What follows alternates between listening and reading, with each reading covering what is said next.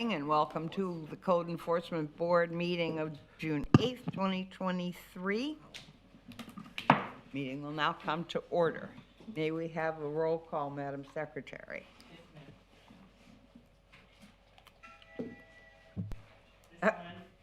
Here. Mr. Harrington, Here. Ms. Roby, Here. Ms. Marsh, Mr. Meehan. And Mrs. Kundig is here. Okay. Motion to excuse Mr. Mahegan and Ms. Marsh. Second.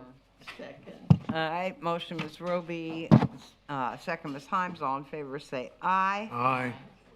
Like sign opposed. All right. We have two packets of minutes to approve. Everybody had a chance to read and look at them. And I have to say, with the ones from 22, about a year ago, they must be fine, right? That's a long time ago. July 22. We have a motion to approve. So moved. Second. Motion, Ms. Hines, second, Mr. Harrington. All in favor, say aye. Aye. Like sign opposed. Okay, what I'd like to do with the election of chairman and vice chairman is put it off until we get a full board here. I mean, we're down a member and we're missing 2 members. There are only 4 of us, so I'd like to move that to the next meeting. Can I have a motion to do that? So moved. Second. Motion, Mr. Harrington, second, Ms. Himes. All in favor, say aye. Aye. Does anyone need to disclose any ex parte communication?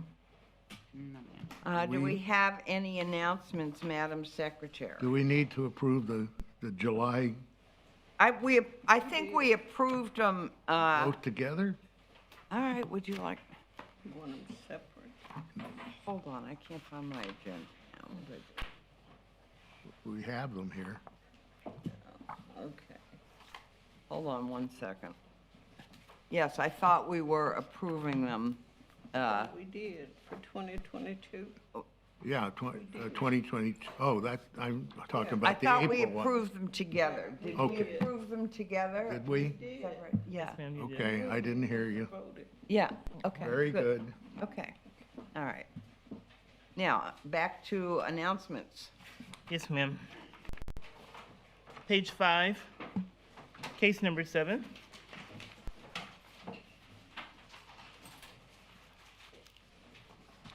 CEB 06-22-127, 1480 North Peninsula Drive is in compliance as of Good. June 5th, 2023.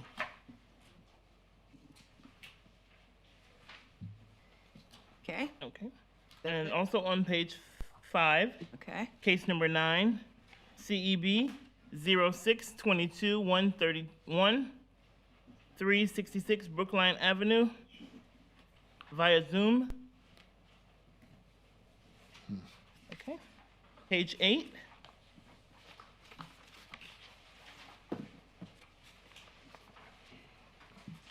Case number 19, CEB 06-23-77,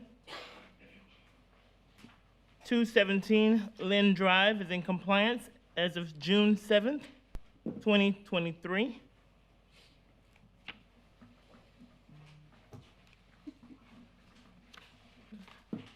And page 11.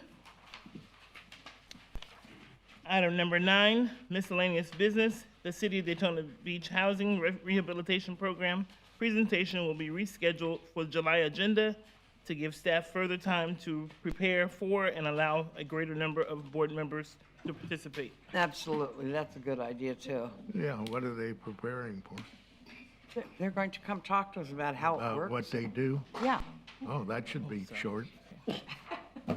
I'm sorry, I have one more announcement. Okay. Back on page 2, lien review number 2 is being pulled. It won't be heard today. The property's not in compliance, not, and those are my announcements. okay.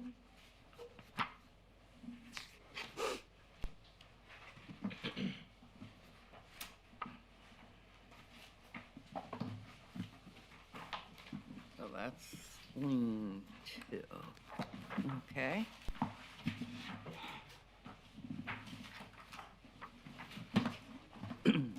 All right, would the code officers please stand up and be sworn in?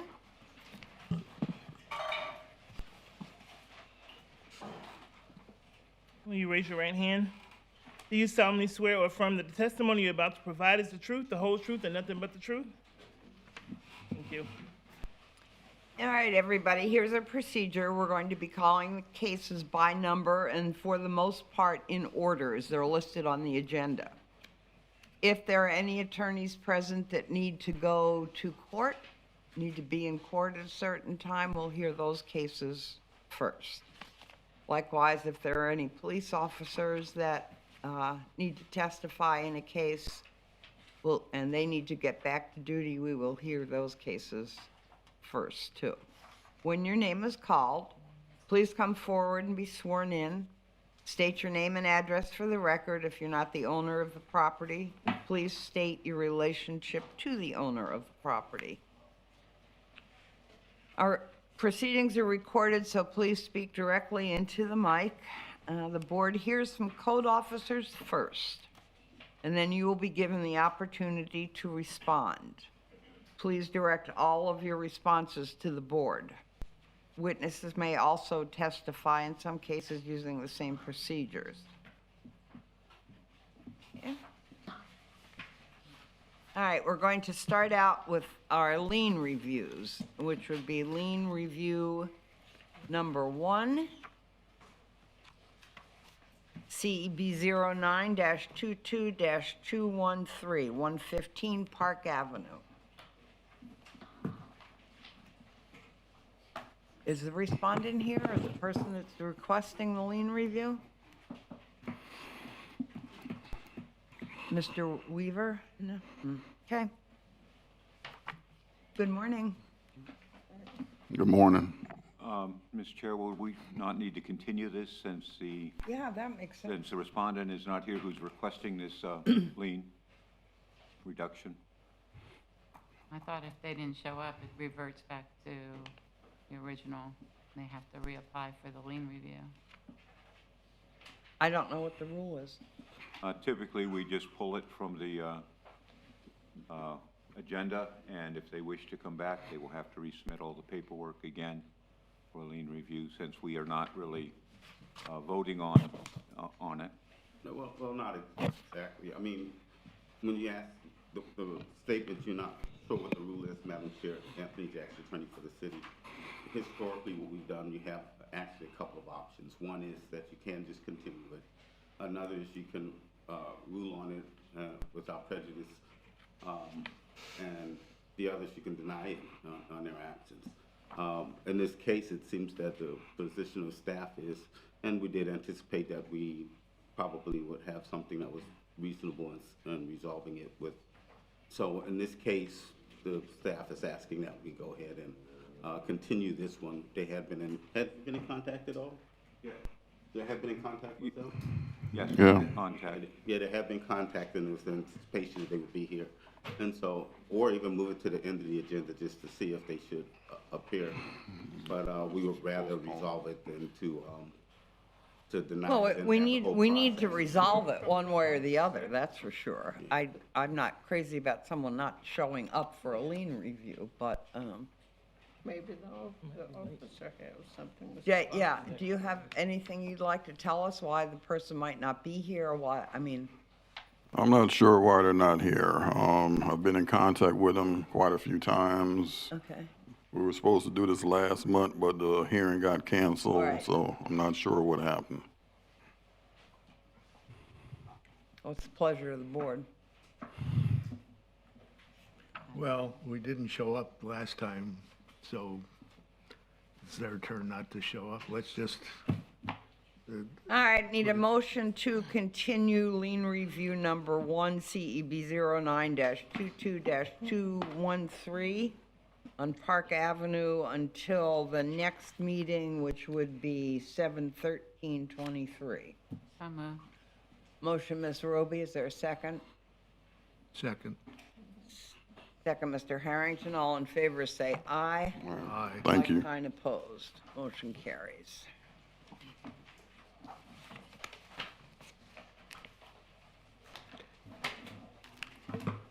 Lien review number 3. Lien review number 2, we're not going to hear today either. Lien review number 3, Diane O. Smith at 822 North Halifax. Morning. Hi, Please be sworn in. Will you raise your right hand? State your name, please. Diane Smith. Do you solemnly swear or affirm that the testimony you're about to provide is the truth, the whole truth, and nothing but the truth? Yes, ma'am. Thank you. Okay, what would you like to tell us? How are things going? Everything's done. Good. That's a relief, isn't it? I know, I will have went through it with circumstances. I missed the one because I forgot about it, I guess on July. I don't know, I just, when I appeared for me the last time, then you rescheduled, and you said the date, and I just didn't write it down, and I was just like busy doing it, and I didn't get notification or, Okay. so anyway, I got, I would have been there on that in July, but anyway, everything's done. Okay. I wrote a letter with all my Yeah, hardship. Yep. We got that. No, I'm glad that you have finally gotten through that. I know. I mean, even 2 hurricanes, I was like, "Oh, are you kidding me?" And all the, I took a really bunt on losing my family. All right. Now, we're going to hear from Mr. Yates. What's the city say? Well, first, we'd like your request to, how much you want to bring it down to? Pardon me? How much you want to reduce the lien to? I'm just working on a fixed income, so as low as possible. The amount that the city had discussed previously was $1,000 is what we were going to bring it down to. Okay. Any comments from the board? I think 500 is plenty on this. He is that a motion? Yes, that Second. Okay, we have a motion to reduce the amount of fine to $500, subject to being paid within 30 days, or the fine will revert to the original amount. And a second. The motion was Mr. Harrington, and the second was Ms. Hines. Stretch to her to 30 days, please. And it's got to be paid within 30 days. Okay? All right. All in favor say aye. Aye. Like sign opposed. Motion carries.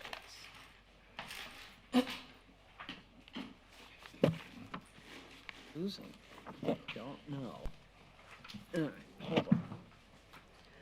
Well, where do I pay that at, and how do? What? Well, Check with the See, secretary. Ms. Severite, and she'll tell you how to do that, how to get that done. I'm sorry, who? Ms. Severite. Oh, okay. Thank you so Okay. much. All right, we're going to start with our continued cases, and continued cases are, we've heard them once, so, or at least once, so we're back here to hear them again. And we're going to start, that's case number 1, CEB 03-23-48, Stacy Johnson. And we have Mr. Wiggins here. Good morning. Morning. State your name and address for the record, please. Stacy Johnson, 137 Pierce Avenue. Ma'am, you can pull that mic down. Thanks. Will you raise your right hand? Do you solemnly swear or affirm that the testimony you're about to provide is the truth, the whole truth, and nothing but the truth? Yes, I do. Thank you. Okay, we're going to hear from Mr. Wiggins first, then we'll let you talk. Inspector Curtis Wiggins, Code Compliance, credentials on file. Since the last hearing, there was no progress made, no contact was made. So the staff recommends a fine of $100 a day to a cap of $10,000.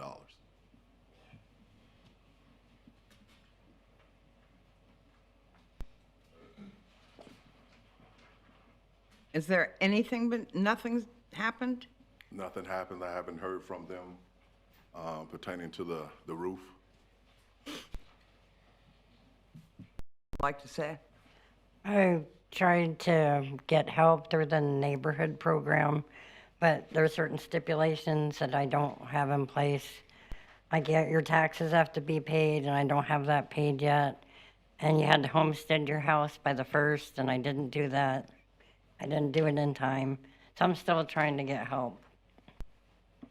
I had a roofer come over and look at the roof, and he said if I find somebody to co-sign, they could fix it.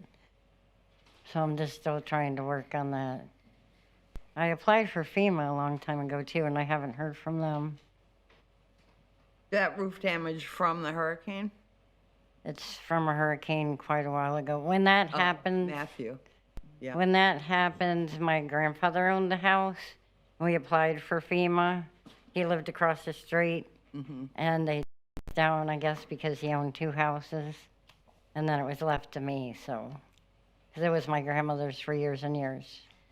So, Are you leaking when it rains? a little bit. We have a tarp though. Comments from the board? Is this rented out or I own it. do you live in it? Yes, sir. You said you had another house. No, my grandfather used to live across the street. And he passed away and left it to me, but before that, my grandmother owned it she bought it in the 70s.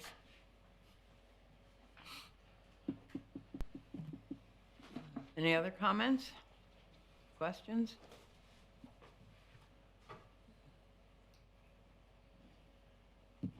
I'm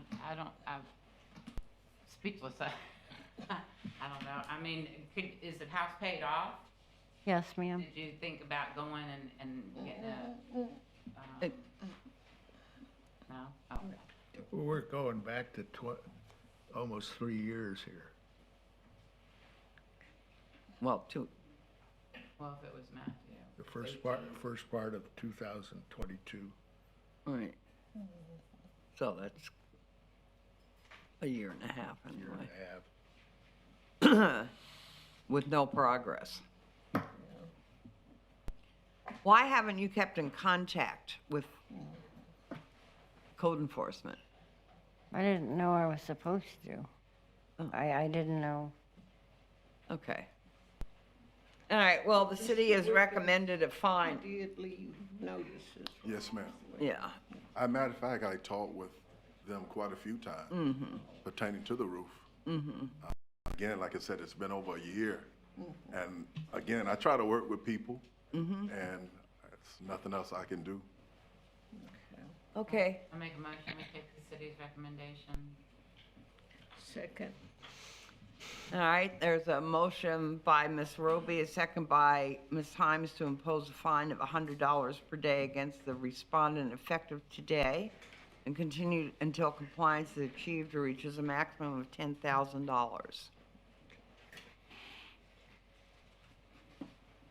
All in favor say aye. Aye. Like sign opposed, motion carries.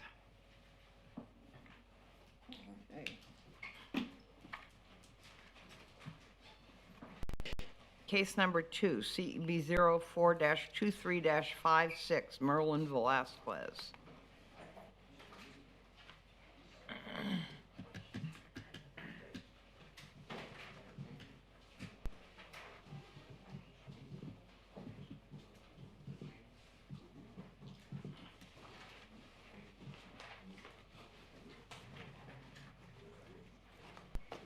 Good morning.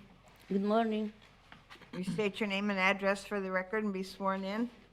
My name is Merlin Velasquez. My address is 1136 Lakewood Park Drive, Daytona Beach, 32117. Okay. Can you repeat your first name for me, please? Merlin? I didn't Yeah. hear it. Yeah. Okay. Will you raise your right hand? Yeah. Do you solemnly swear or affirm that the testimony you're about to provide is the truth, the whole truth, and nothing but the truth? I do. Thank you. All right, good morning, Mr. Butler. Good morning. What's going on with this? Yes, good morning. Roosevelt Butler, credentials on file with the City of Daytona Beach. As it pertains to 1136 Lakewood Drive, since March court proceedings, I've had contact with the property owner, whom has showed no progress. Staff requests a fine of $100 a day to a maximum of $10,000. Nothing's been done. You see the shed still in the back? What would you like to say? Ms. Velasquez, why haven't you done anything? No, because the blue one is the garbage. Because I had to weigh the garbage, pick it up, the people or the pick up the garbage. I need they taken the garbage that I have there or put the new garbage that I have outside. That the blue one is the garbage. I have a lot of bags of garbage there. They don't pick it up. I need to put another garbage. That one is garbage that I am cleaning. Are you saying what's under the blue tent is garbage? Yeah, the blue one is garbage, yeah. Okay, and you couldn't set it out? Because I have garbage there, like 15 bags. I'm waiting that they pick it up or put that garbage, because if I put all the garbage going to... What type of garbage is it?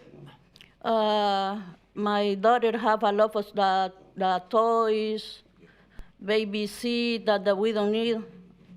And you haven't, have you taken it down to the curb for the trash man to pick up? They don't take it Tuesday. Maybe I'm waiting today. They're They not leave gonna me- come back there and. They leave me all the garbage, and that blue, Okay. that sea blue is new.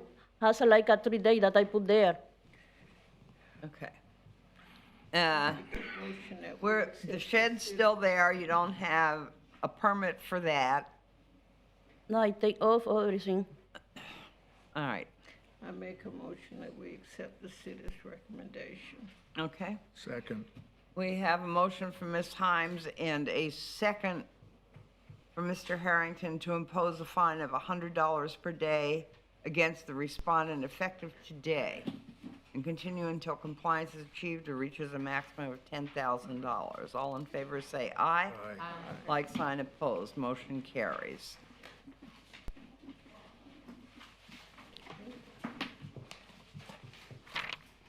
Case number 3.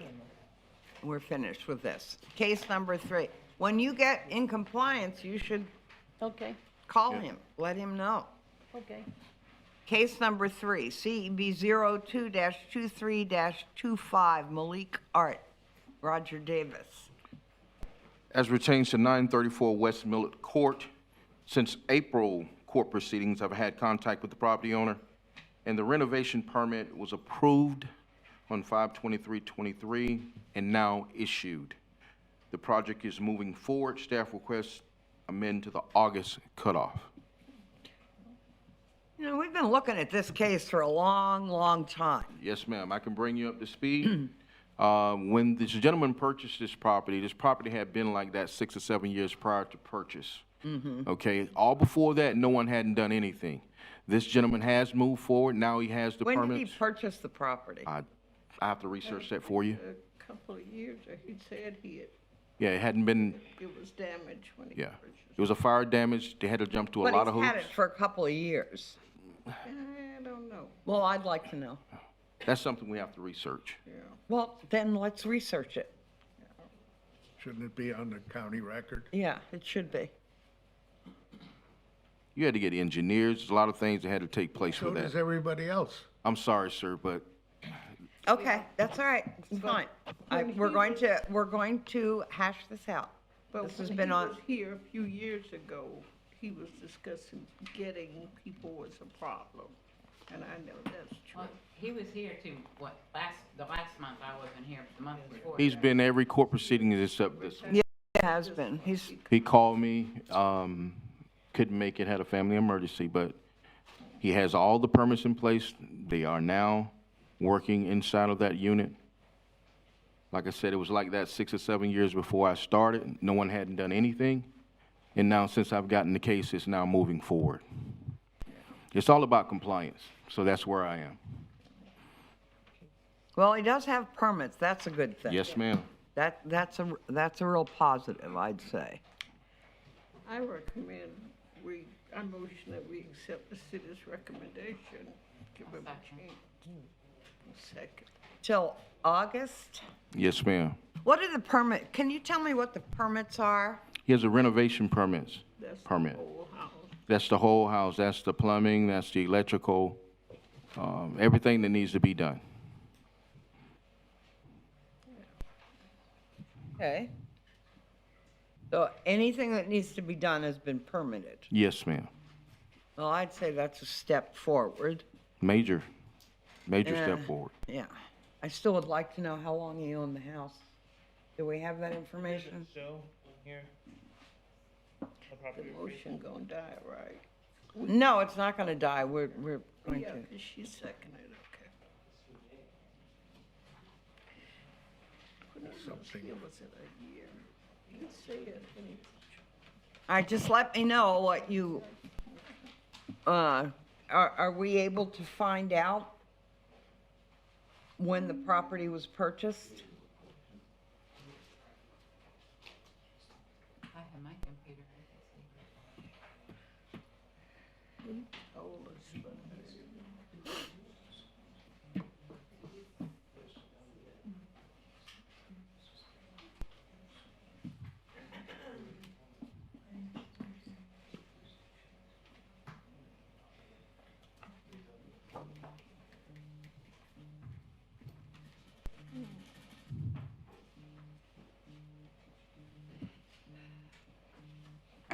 Madam Chair, Yep. the warranty deed was recorded back in January 19th, 2021, Okay, when okay, Milka Art LLC purchased the okay. property. So January of '21?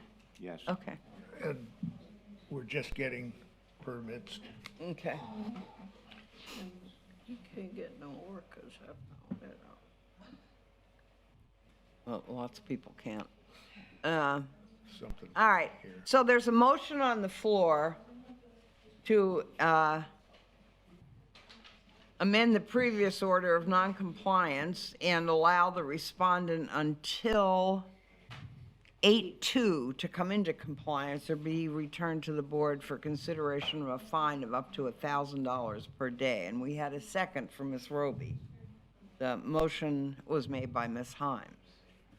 I would like to see a thorough progress report made if we accept that date. A thorough progress report. Do you want, when do you want the progress report? I would have preferred it today, but,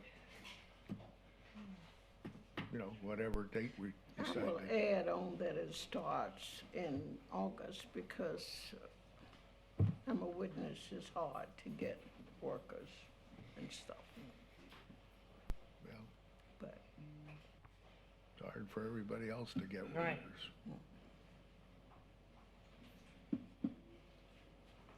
So when do you want to see this progress report?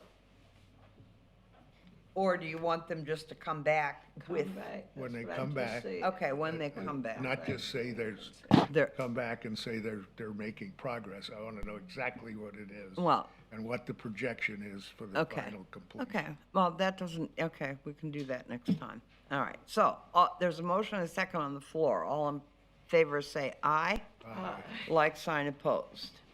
Motion carries. Okay. All right, But just explain to him that when he comes in August, Mm-hmm. to make sure he has a detailed progress report. Yes, ma'am. Hopefully, in We're August. also looking for a timeline as far as if it's a major. When it's gonna be finished, yeah. Okay. all right, case number 4, CEB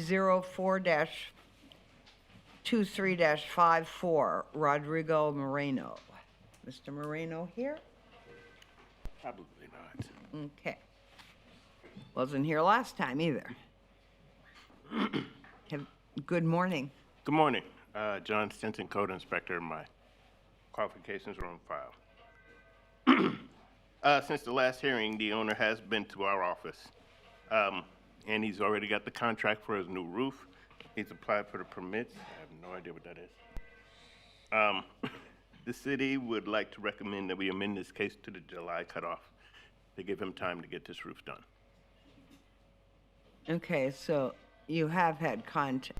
Yes, he's actually been to the office with the contract from Okay. the roofer. Oh, good. So does he have a permit yet? His application is in for the permit, yes.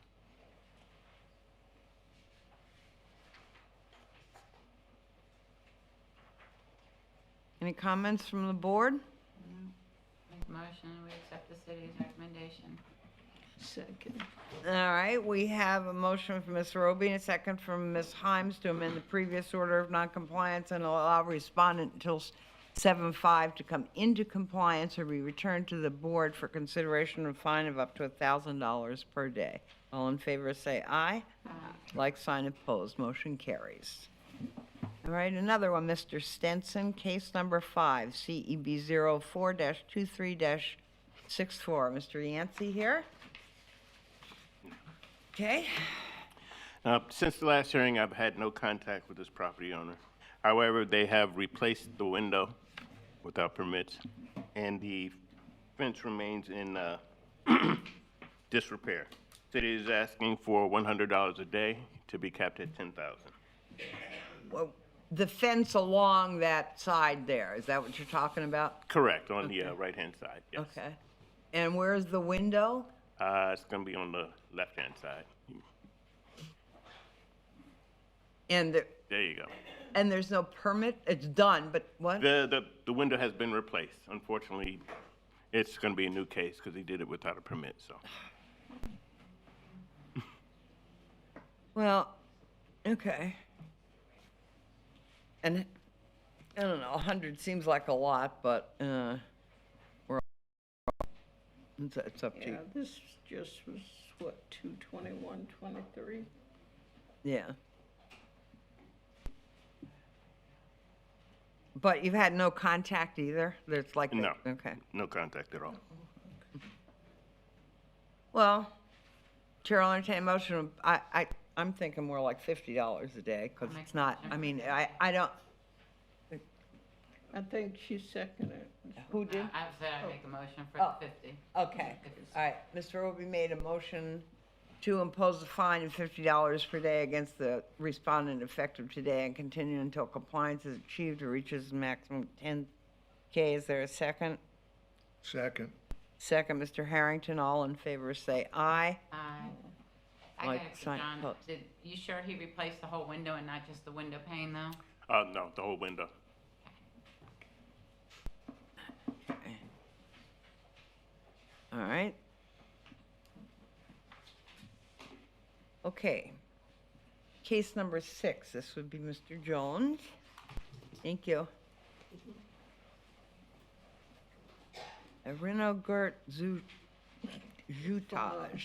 Eringer. Okay.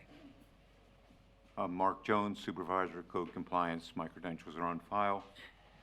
Since last hearing, I have been in contact with the permitting department. Unfortunately, the Board of Adjustment hearing rescheduled his hearing from May 18th. It's now been postponed till June 15th. So I'd like to amend this to the next cutoff.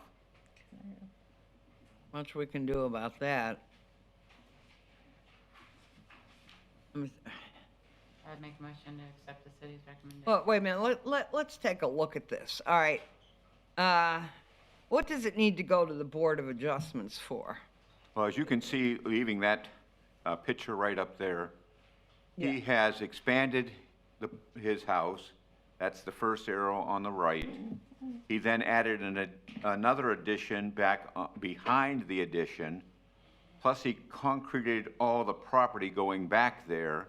He also installed a fence. The reason he's going into the Board of Adjustments is he's got way too much property on that little bitty parcel. And that's what they've gone in to see if he can get some sort of relief from the Board of Adjustments. Then he still would have to get permits for all of that if they approve all the property lines, setback requirements, and so forth. So was the reason it just didn't make the Board of Adjustments agenda, or did they not meet, or what? Well, he first went to the Board of Adjustments in July, and they didn't meet. Then he went to, April. Then he showed up he was there at the May hearing, but the information they had, they requested he come back to the next meeting. So he did meet on the last hearing, but they did not make a ruling and requested him to come back on the June 15th meeting. Yeah, this looks pretty serious to me, and plus it's getting to be stretched out since he was notified on in August of '22.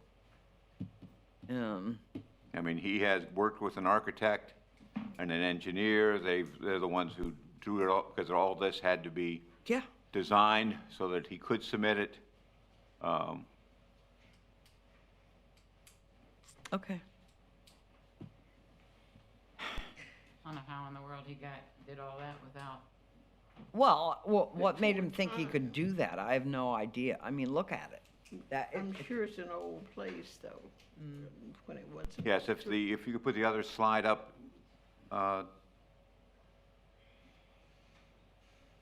That's the front of the building.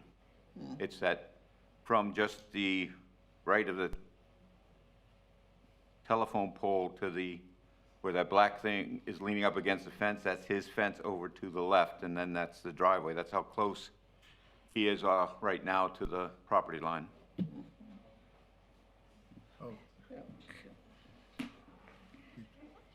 Madam Chair, I motion that we accept the city's recommendation. All right, we have a motion from Ms. Himes to amend the previous order of noncompliance and allow respondent until 7/5/23 to come into compliance or be returned to the board for consideration of a fine of up to $1,000 per day. Do we have a second? Second. All right, and we have a second from Ms. Roby. My only comment that I'd like to put on record is that this could take a very, very long time at the rate, and especially at the rate we're going, where the Board of Adjustments gets involved and doesn't want more information, and then it's still in violation. But we have a motion, and that's my comment. We have a motion and a second on the floor. All in favor? It's in violation because even if he goes to the Board of Adjustment, he's still committed to violations. And does that release him of the responsibility for? No, but he could get a variance He from could that. get a variance after the fact. What about the fact that he committed the offense? Well, I guess you have to take him to court for that, I don't know. Well, not if they make them tear it all down. Well, and he has no permits for any of it. So this is gonna drag out even after he gets the variance, It is, if he gets it. right, if he gets it. So he is scheduled to go before, Board of Adjustments on June 15th. okay, so I'm willing to give it one more month, but then I think that we probably would need to make some kind of ruling on a fine. In my opinion, that's, I agree. okay, so we have a motion and a second on the floor. All in favor, say aye. Aye. Like sign opposed, motion carries. Case number 7, CED 08-22127 is in compliance. Case number 8, CEB 04-23-62. Daniel Snyder. Mr. Snyder here? Okay, Mr. Jones. Yes, since last hearing, I've had no contact.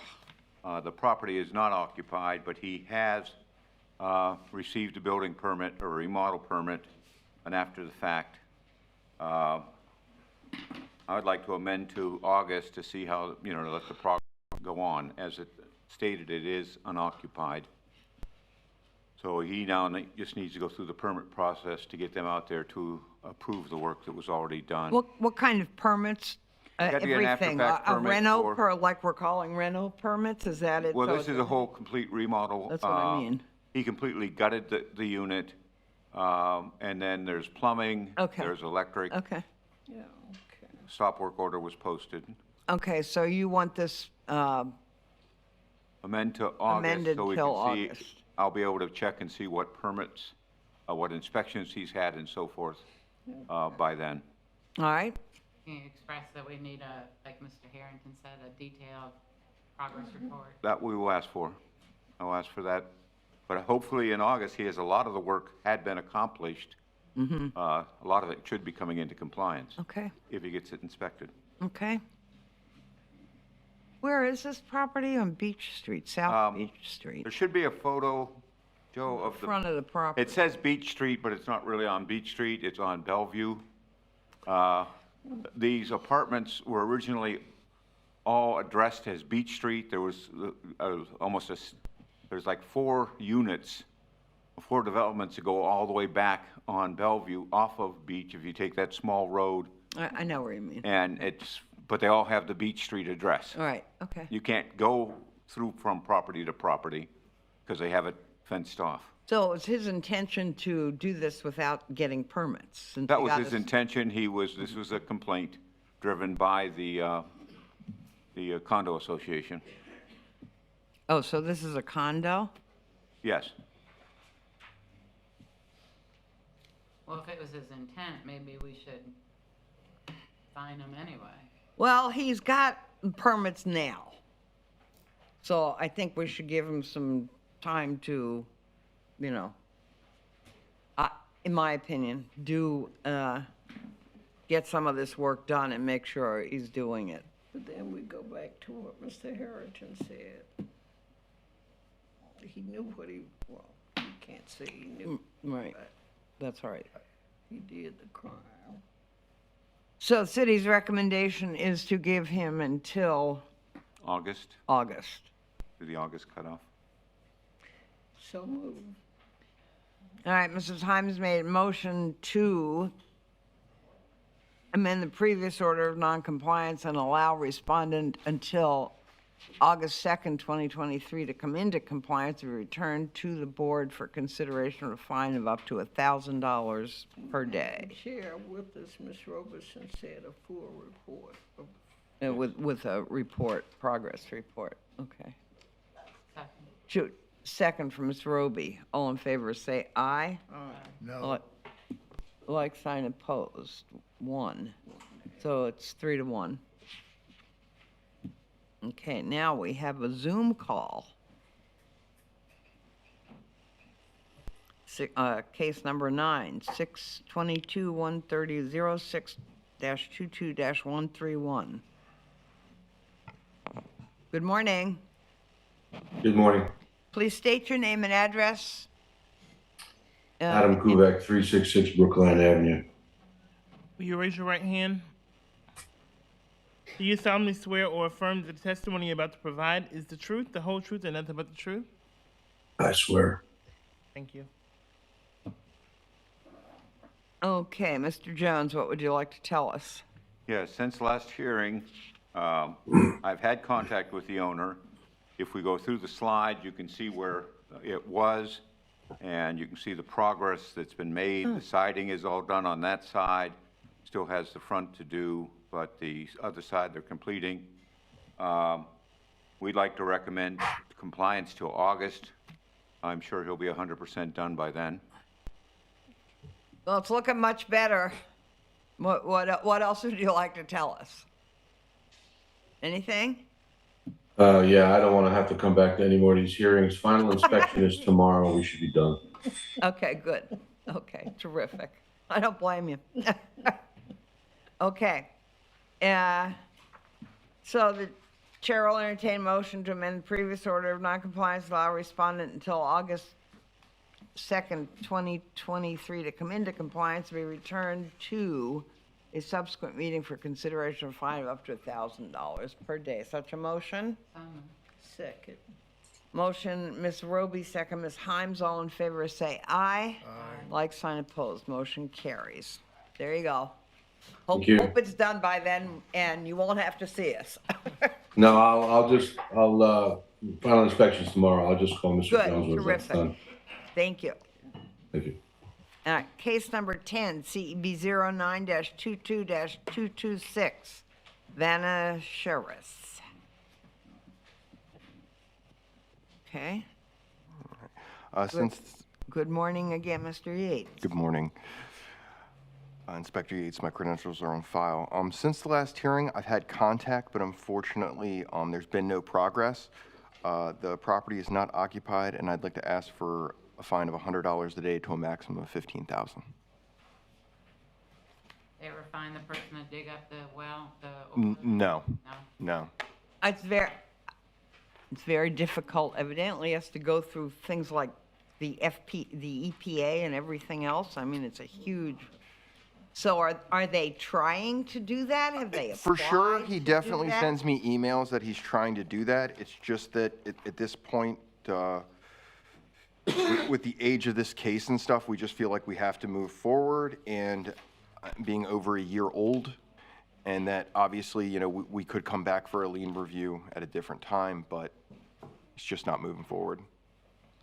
The other thing is with all the other, I mean, it's not just the oil tank. I mean, what about all the other things? There's been no, have they applied for, are they going to demo it? What are their? Well, yeah, they are going to demo it, but the demo company can't move to demo until the tank is removed. That is my understanding. See, that's very complicated.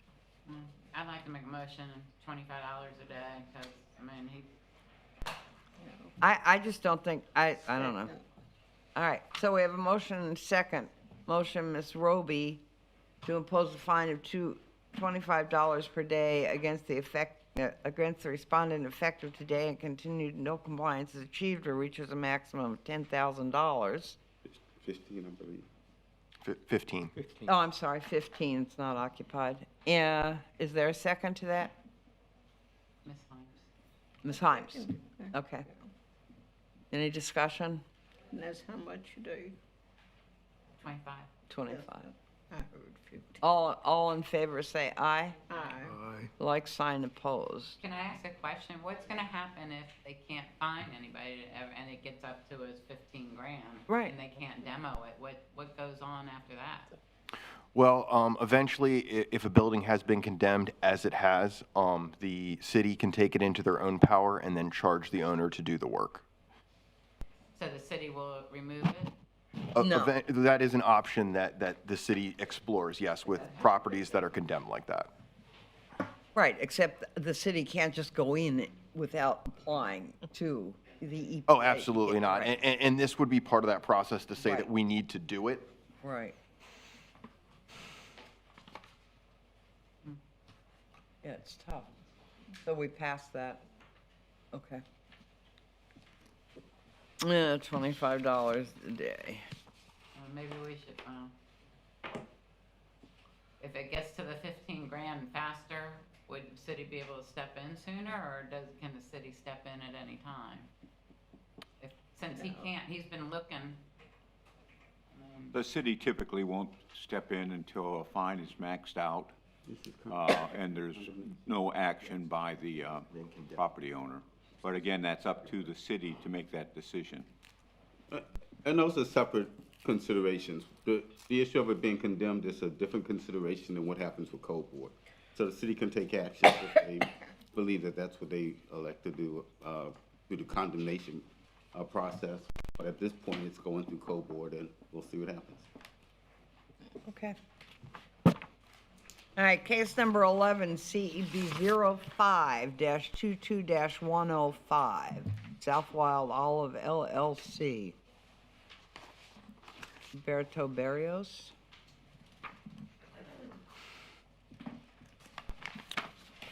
Mr. Yates, what would you like to tell us? All right, since the last hearing, we've had no contact. However, they do continue to make progress under permit, getting pretty close to being done. I'd like to amend the compliance date to the July cutoff to allow it to finish. What's left to do? They need to get their final inspection at this point, I believe. I think they have all the other inspections done for the renovation permit. It's just that final inspection they need to And complete. so you're suggesting what, the July? The cutoff? July cutoff. That's when their permit expires, so I assume they'll be done by then. Okay. Chair will entertain a motion to amend the previous order of noncompliance and allow respondent until July 5th, 2023 to come into compliance and be returned to the board for consideration of a fine of up to $1,000 per day. So that's a motion. So moved. Second. Motion, Ms. Roby, second, Ms. Himes. All in favor say aye. Aye. Like sign opposed. Motion carries. Thank you. Thank you. Ms. Kirk here? I think that's the CEB 04-23-61, case number 12. Respondents here, Emerita Velasquez and Rosa Hendrick. How you doing? Good morning.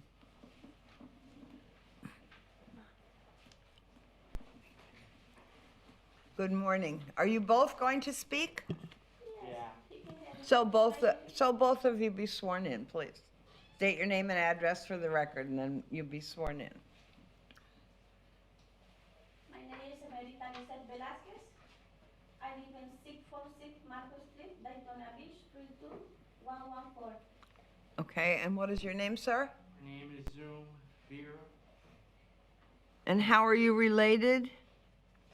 I am a Nephew. Nephew. daughter. Can you, Could you move over to the mic, to the podium, please? Yeah, stand on the other side of her, please. Thank you, so you can both your name speak out. into it. Okay. Oh. So you- you're a can you repeat your Where, name again? where do you live, sir?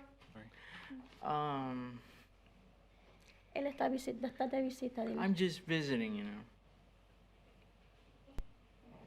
So you're just here to give her moral support? Yes. Okay, all right. Okay, be sworn in. I'm sorry, could you repeat your name again for me, sir? Zoom Vera. Just as it sounds, Z-O-O-M? No, it's spelled differently. Can you spell- Z-U-M. Okay. And your last name is? V-I-E-Y-R-A. Vera. In Spanish, they say Viera. Thank you. Will you both raise your right hand? Do you solemnly swear or affirm that, Right hand, yeah. Right. Yeah. do you solemnly swear or affirm that the testimony you're about to provide is the truth, the whole truth, and nothing but the truth? Yeah. Yes, I swear. Thank you.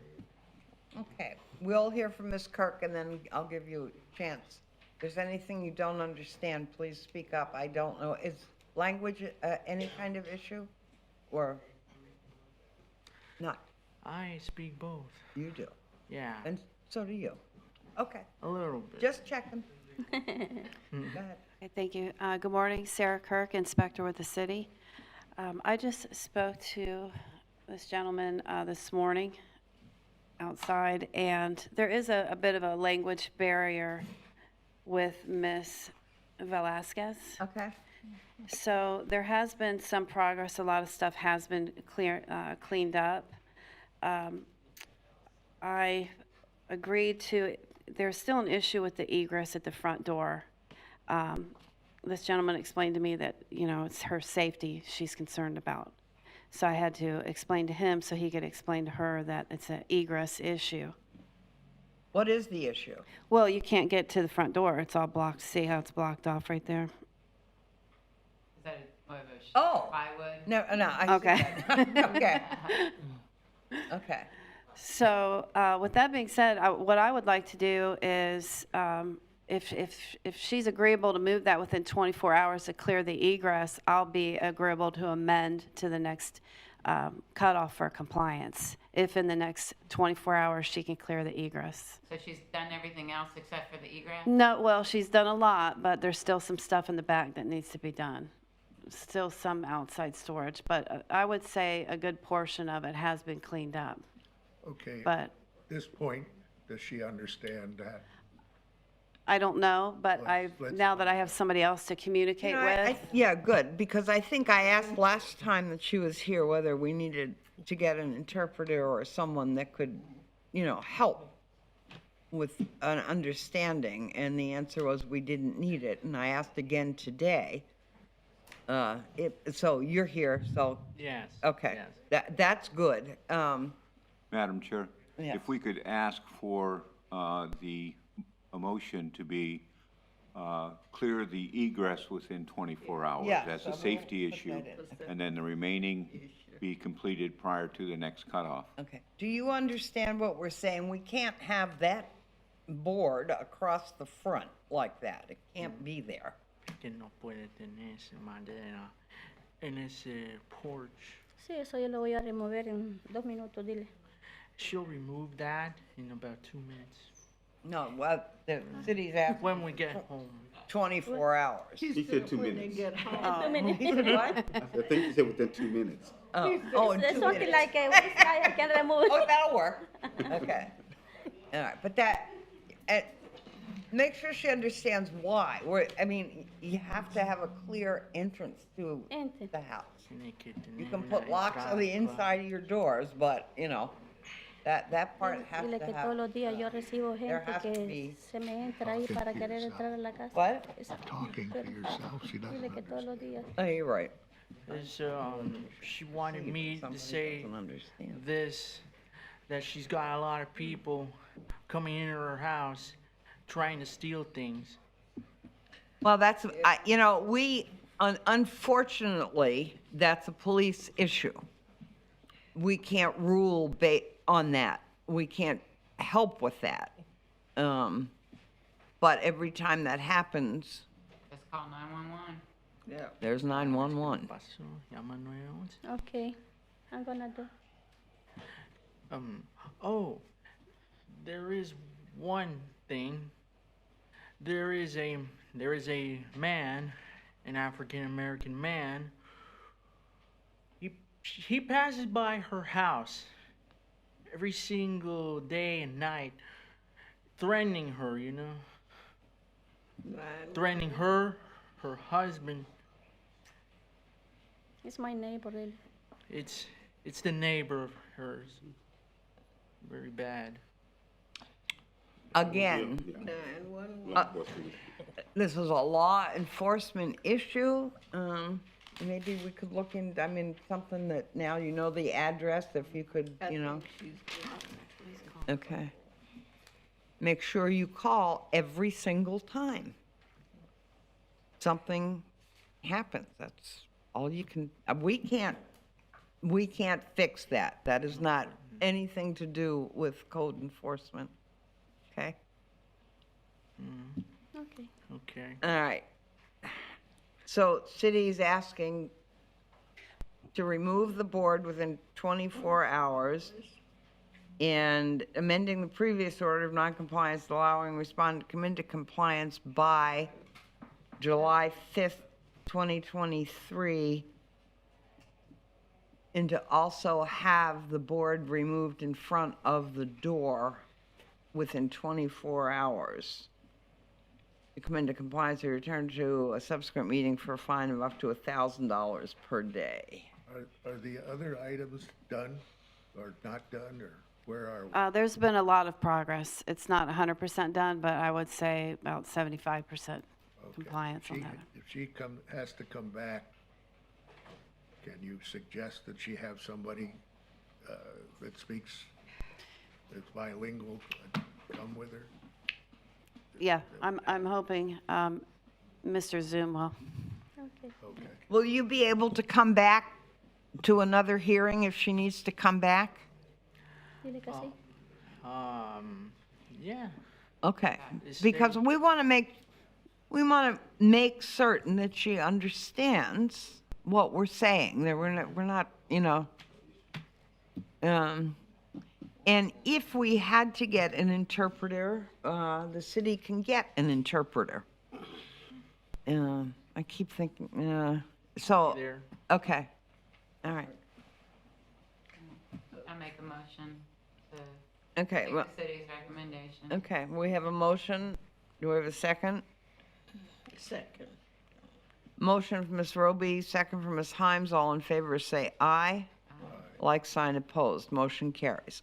Okay, so get rid of the board so that you can get into the front door.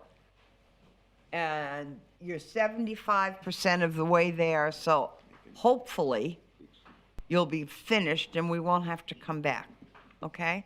When you're finished with everything, please contact Ms. Kirk so she can come and inspect it. Do you understand that? When you're finished your work, okay? Oh, okay. Okay. We She will. says you're almost done, so get it done, contact her, and then you wouldn't have to come back. Because she can put you in compliance. We can't, but she can. Okay? Do you understand what that means? She says, she'll say to you, everything's okay, and you don't have to come back. Okay. All right, thank you. No tiene que ver eso. All right. Case number 13, CED. Oh, the second thing. About my, I went to the man, the guy, to make it the survive. So he said he need like 4 more weeks or 5. So he's still working in the, to get out that, to get out the chair, Okay, my mom chair. okay, can he give me a call Okay, after the hearing? all right. Okay, Later all right, but yeah, we'll do that later, okay. Case number 13, CED 02-22-65. Kirk Murphy and Don Roberts. Okay? All right, this is on the rehab list, right? Yes. Ms. Kirk, okay. Okay, since the last hearing, I did speak with Mr. Murphy. He is still on the city's waiting list, roof and rehab waiting list. He was added to the list November 30th of 2021. He did cut the yard. He stated he did secure the back shed. The property is on the no trespass program with the Daytona Beach Police Department. I did ask him to attend. So with that being said, I'm asking to amend to the September cutoff for compliance. Aren't we doing, what were we doing, the 6 month? When think we somebody's talked- on the We list? talked about that last. We did, we talked about it last time, what did we decide? I think we said 6 months, right? Yes. We would give them that, when they're on that list. Because it just takes forever, and as long as he's maintaining it and doing whatever needs to be done, I say 6 months. 6 months, okay. Which would make it, December. that would make it Well, okay. in January, but we could have him come back in December. I mean, that's up to you to keep it in the same year, but I don't think anything much happens between December and January anyway. It's typically, we don't have hearing in December, or at least historically, we have not been having Okay. hearings in December. Well, that would be interesting because I don't know what the date of the January meeting would be. One what? We may have one. In 24? Can I just say the first month of, Of 24. can I just say January 24th, or do I have to read It it? will be the second Tuesday in January. Yeah, okay. And then Yeah, okay. But let's What take a quick year? look. Oh, yeah, very soon. 2024, That's, 9th, thank you. 1/9. 1/9. And so the cutoff would be 1/2? Yeah. Yes, Yes. typically that's what Mm-hmm. we. All right, okay. All right. Chair will entertain a motion to amend the previous order of noncompliance and allow respondent until 1/2/2024 to come into compliance or be returned to a subsequent meeting for consideration for up to $1,000 per day. Such a motion? So moved. Second. Motion, Ms. Roby, second, Ms. Himes, all in favor, say aye. Motion carries. Although I'd like, okay. All in favor, say aye. Like sign opposed. Motion carries. Okay. Now, we are on case number 14 CB 01-22-39, Sarah Riles and Edwards and Devon Robinson. Good morning.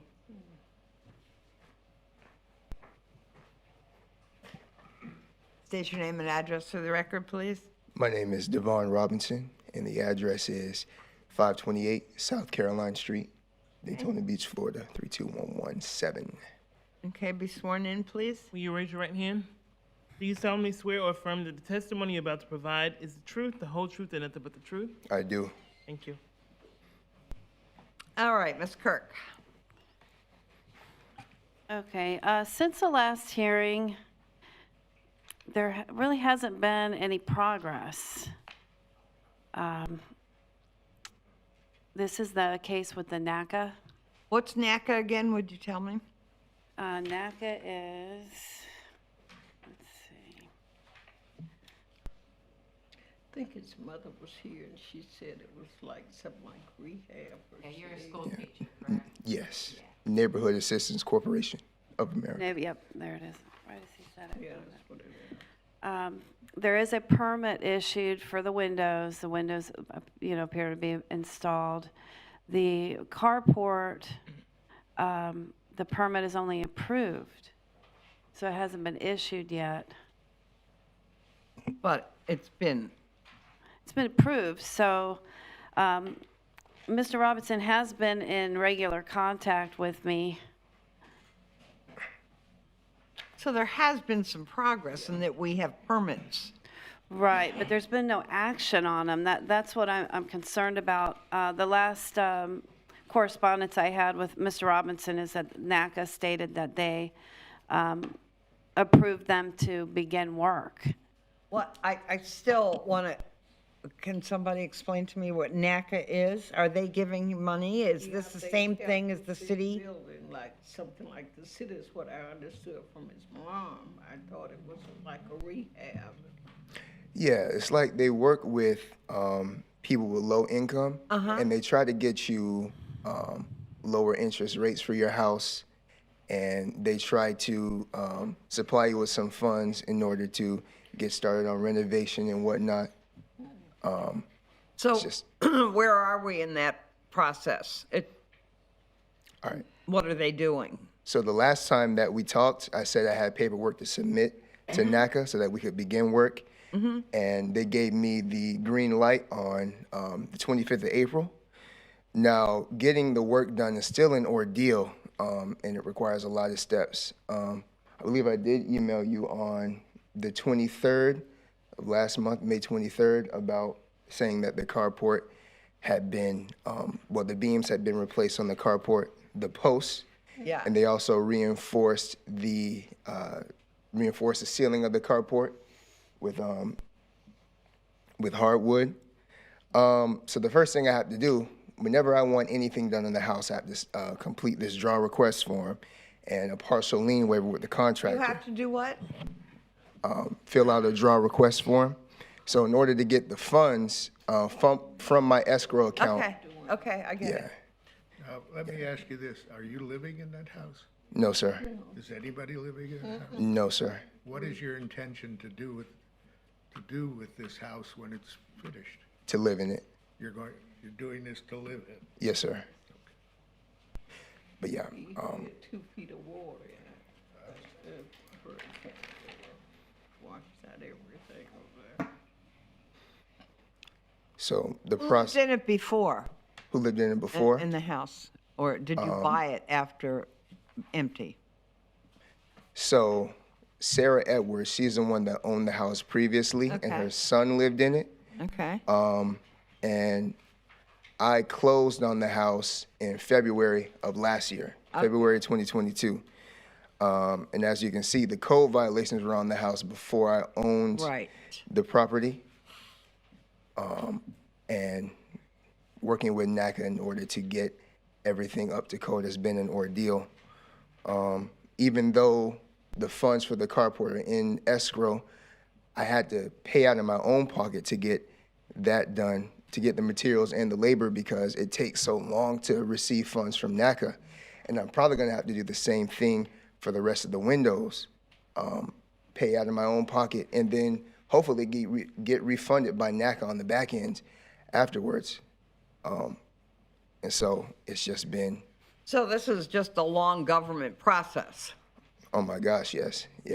And Well, I think we should do with this like we've done with the others. And do you have an opinion about that? The only thing I have to say about it is that the permit for the carport has not been issued. So if you or the contractor is doing work, you know what I mean, it's not issued. It's just, it was approved.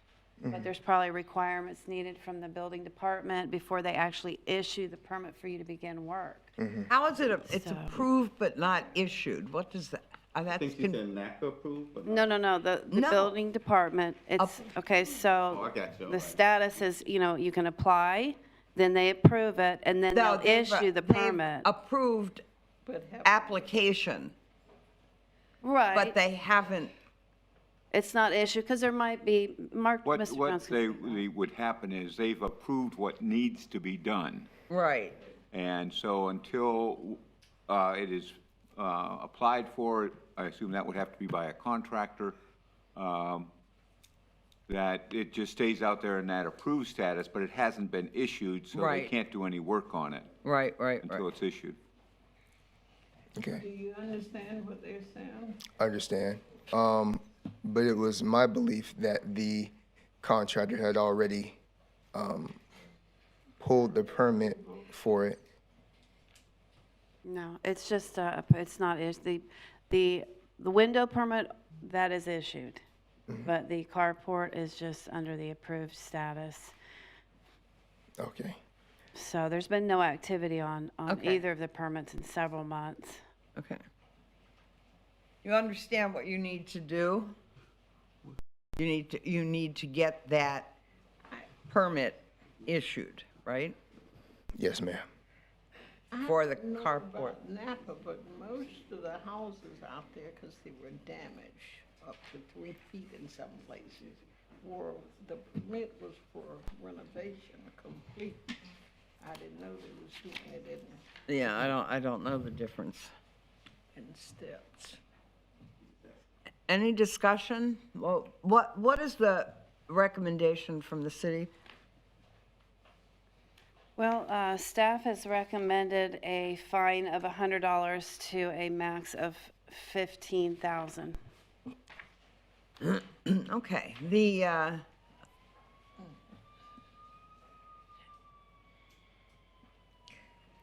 it seems to me that when people apply for these programs, that they need more time to get the money to be reimbursed to do whatever they have. I mean, we have people from, 2018, 2017 that have applied for things that haven't been able to get them done. Do you have the NACA paper? Have you shown Ms. Kirk the NACA paperwork? Now, I've emailed her some attachments, but I don't think I've been able to give her the full story because that's something I've been struggling to figure out myself until recently.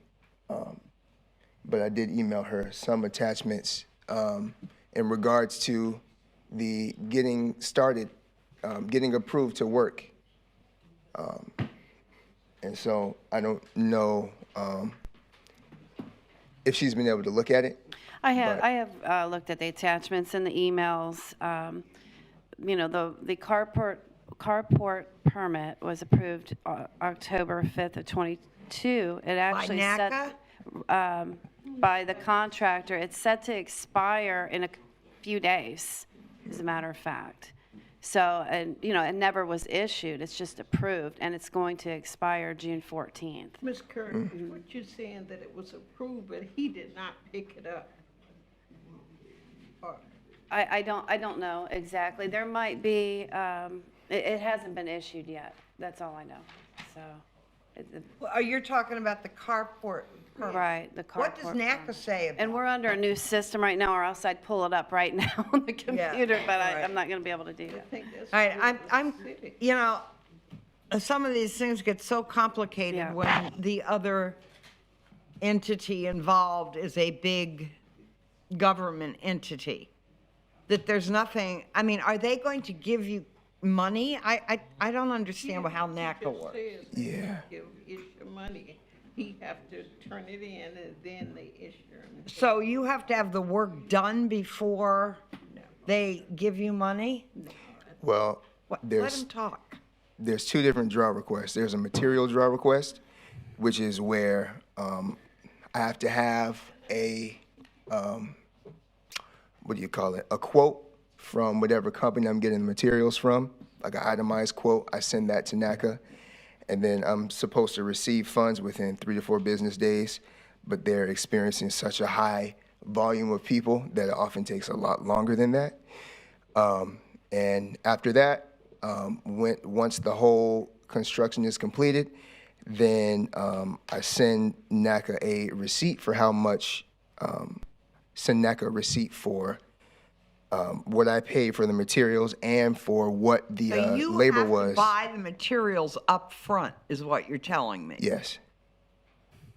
Yeah, and then once, before I even get the funds for the labor, I have to have a NACA inspector come out and view it, view the work that had been done, and then within 3 to 4 business days, and like I said, it would most likely take longer. Okay, all right, let's, I have a question about. go ahead, ask away, but I'm kind of, I want to get on with this. Go ahead. But Ms. Kirk said it's expiring in a couple days. For Is the there- porch, for the carport. And also the window, unless they've updated it, my notes say the window permit is expired it was issued. Never mind, excuse me. I misread my notes. But yeah, it's set to expire June 14th. And I'm not sure about the window, because that's not finalized yet either. Can I ask it? Go ahead, please. Who actually select your contractors? I mean, is that something you have to do on your own, or is that a NACA as far as getting a contractor instead of doing your work? I chose my own I chose my own contractor for this job. But it could have been either way. If it, Yeah, when the contractor, if I bring an outside contractor in that's not familiar with the NACA process, they have to go through a whole little training program. And so that's what my contractor had to do. okay, have you made it your contractor aware of the things that Ms. Kirk is saying in terms of the shortcomings and lack of the permits? I mean, they should already know this, but have you addressed that with your contractors? Well,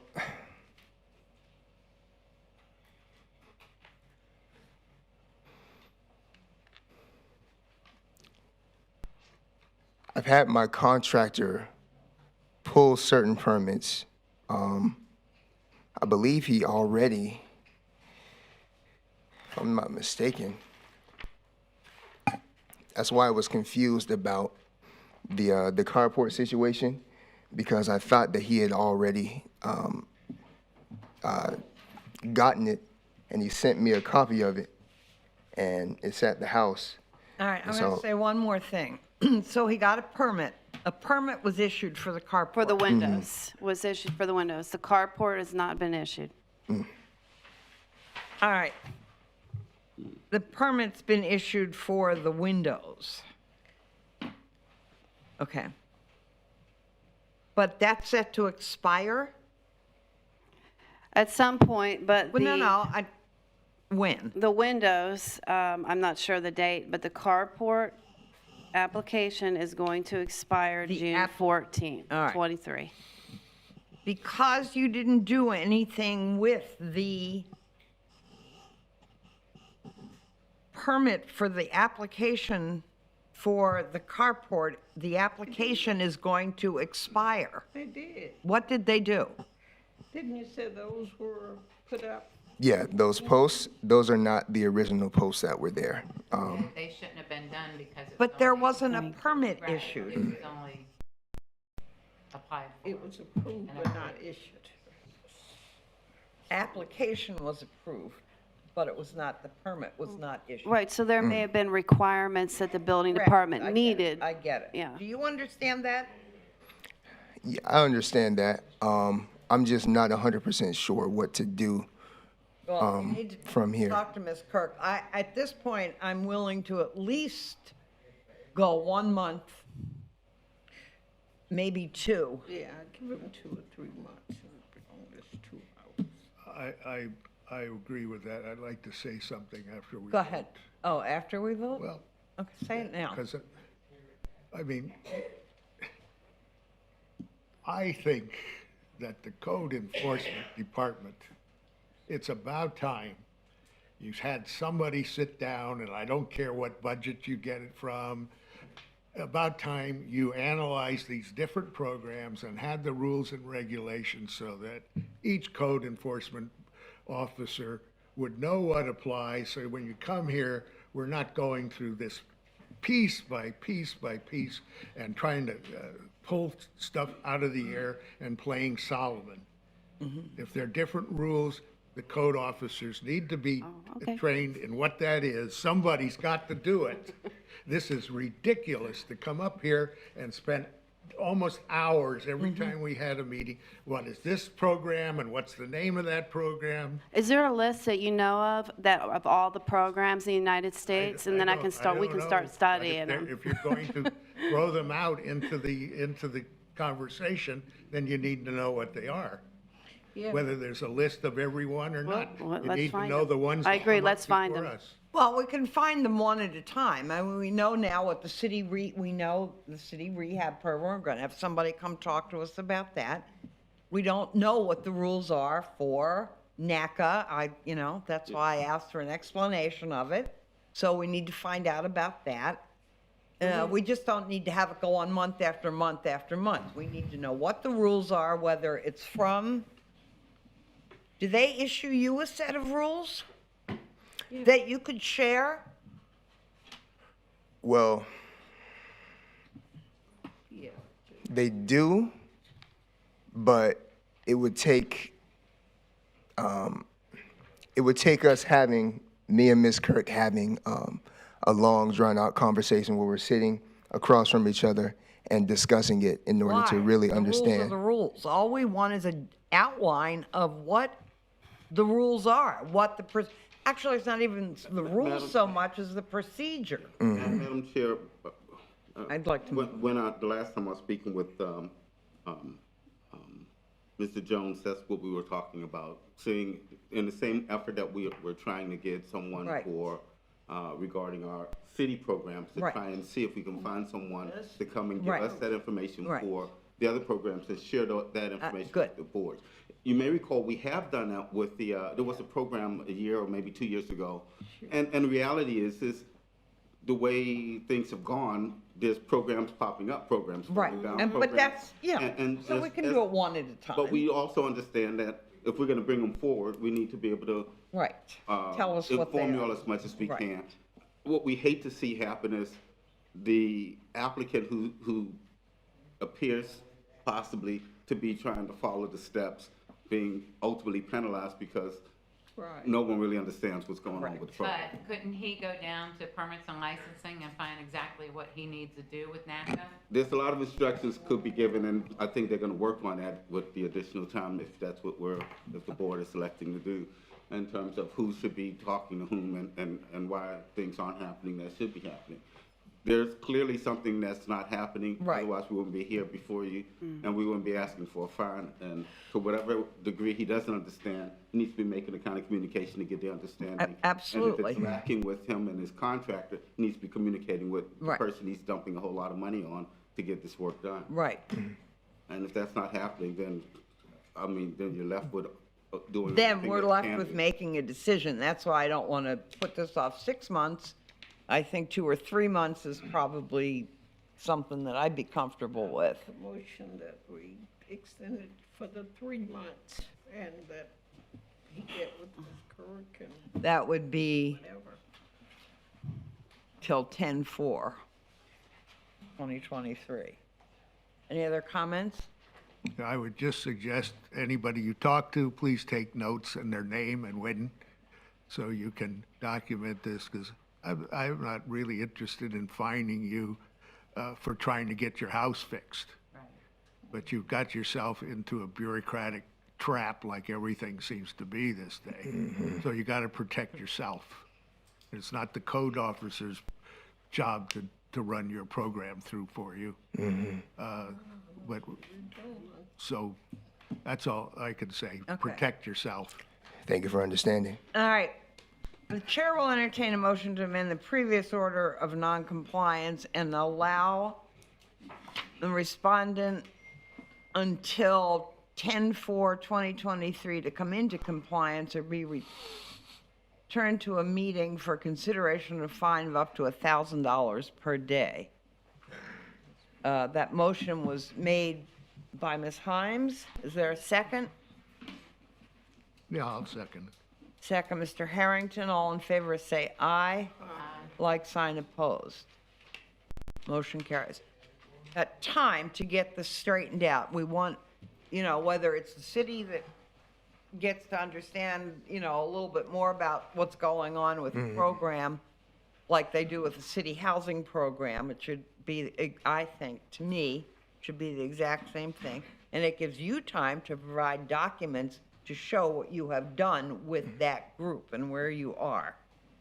And take care of those permits. Absolutely. Thank you. Okay. That's it. We're done. All right. Case number 15. Thanks. CEB 0223-37, Liam Bates. Mr. Bates here?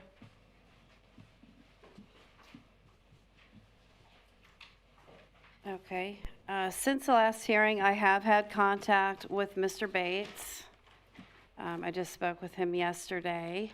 He is having the shed moved, and he has that scheduled on the 13th. And then they have to have the updated survey as well, and they're scheduled to come out on the 16th. So, and of course, the address numbers have already been displayed. So I expect this to be in compliance by the next cutoff. So I'm asking to amend for the next cutoff for compliance. Okay. So survey scheduled for when? 16th. June 16th? That's just a 15. 13th is the shed being moved. Thank you. Okay. Yep, here it is. Is that you or me? I don't know. I'm sorry. All right. Chair will entertain a motion to amend the previous order of noncompliance, allow respondent until 7/5/23 to come into compliance and be returned to the board for a return to a subsequent meeting of the board for consideration of a fine of up to $1,000 per day. Such a motion? So moved. Motion, Ms. Roby. Second. Second, Ms. Himes. All in favor say aye. Aye. Like sign opposed, motion carries. Case number 16, CEB 04-23-63, Albert Burton and Sharon Burton and Efrida Burton. Anyone here? Okay. Okay, since the last hearing, I have had contact. The property is not occupied. There has been a lot of progress. I'm asking to amend to the next cutoff for compliance. What's been done? A lot of the outside storage is cleared up, the majority, except in that corner on the side there. Okay, so there's little left to do? And they are out of state, yes. I had something written down, the squatters. Right, that's the next case right after this. Oh, okay, so that's a different case. Yeah, same house, but different case. All right. All right, but as far as this code case, they're almost finished, so you just want, we just need a motion to amend the previous order of noncompliance and allow respondent until 7/5 to come into compliance to be returned to a subsequent meeting for consideration of a fine of up to $1,000 a day. Is there such a meeting, such a motion? Motion, Mr. Harrington, second. Second, Ms. Roby, all in favor say aye. Aye. Like sign opposed, motion carries. Okay. Now we're going to go to a new case. All our new cases. I just want to explain to everybody that we're not fining anyone at this point when you're here for a new case. We're here to determine whether, in fact, you are in compliance or you're not in compliance. And we listen to testimony and we look at pictures. If there's something you need to add, you may add it. But in general, we can pretty much tell from the pictures. And then we determine when you need to come back if you're not found in compliance. But there's no fine issued at this point. All right, so we'll start with case number 17, CEB 05-23-67. Burton's. This is, excuse me. Go ahead. Okay. This is a police complaint case that I received on February 15th of 2023. Excuse me, Madam Chair. Mr. Harrington left the room. Yeah, he did, I'm sorry. And you All right, well, we're going to have to, we don't have a quorum, so we're just gonna have to wait until he returns. Would you want to take a short recess, Madam Chair, or? I'd like it to be very short, because we're on our new case. I'm okay either way. Okay, no, I think we'll just wait. I'll go well.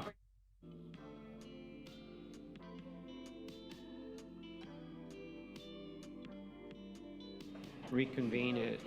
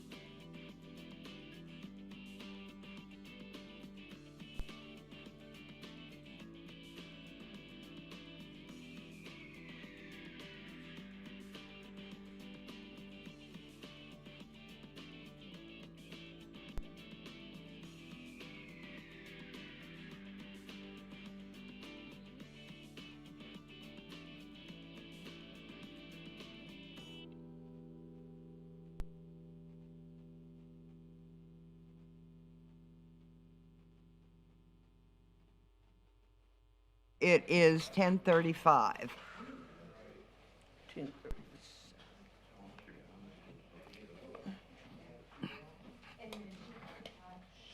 We gonna find Mr. J. All right. Here you go. Have a quorum. We do have a quorum. All right, first, our new cases, number 17, CEB 05-23-67, Burton's at 339 South Martin Luther King Boulevard. Okay, on February 15th of 2023, I received a complaint from the police department. There was a search warrant being conducted. I entered the property and I observed an unsecured structure, unsanitary conditions, broken windows, defective interior and exterior surfaces, holes in the ceiling, missing screens, missing locks on windows, defective exposed plumbing, damaged electrical fixtures and outlets. There were egress issues, missing smoke detectors, etc. Let's see. First notice was February 21st of 2023. Compliance was due by March 17th of 2023. I've done an exterior reinspection on 5/26, non-compliance. Staff is recommending an order of non-compliance with compliance by the next due date, or next cutoff date, please. All right, now, I just have to ask one question, because this is pretty obvious that it's not in compliance, but what, all those pictures, there's an awful lot of trash and debris outside. That's gone, though, so that part of it is kind of cleaned up? I can say for the front, because I haven't been, Okay. in the back Fine. since then. Okay. Chair will entertain a motion to find respondent in non-compliance and a respondent come into compliance. Can we ask one more thing? Did you mention about? Oh, excuse me, yes. I would also like to add, can we have this, in order to have this remain unoccupied until compliance is achieved? There are numerous safety issues that's listed.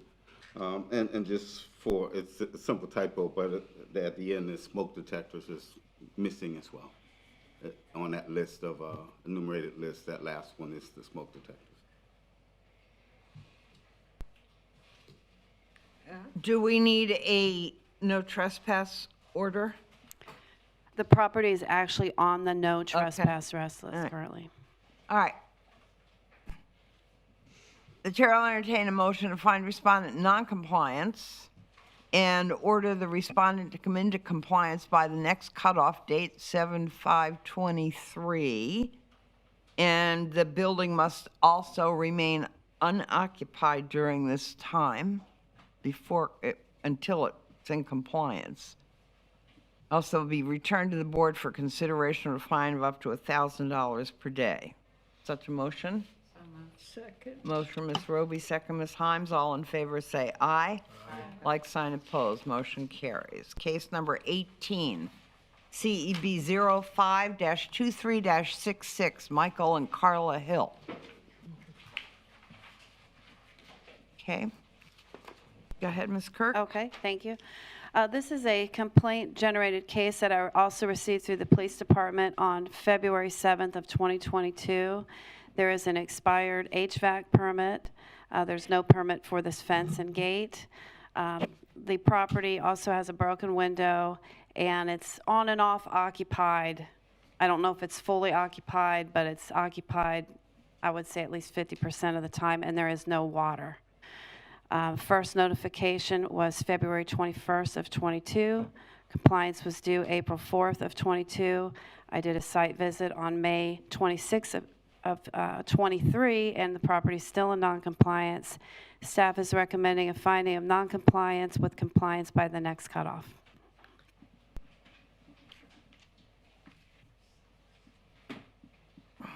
Okay, any questions? Does this one need to remain unoccupied? Doesn't have water. I would say so. I haven't had any contact with. No show, no contact. These people live in town or?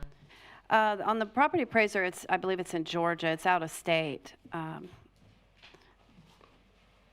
So, yeah.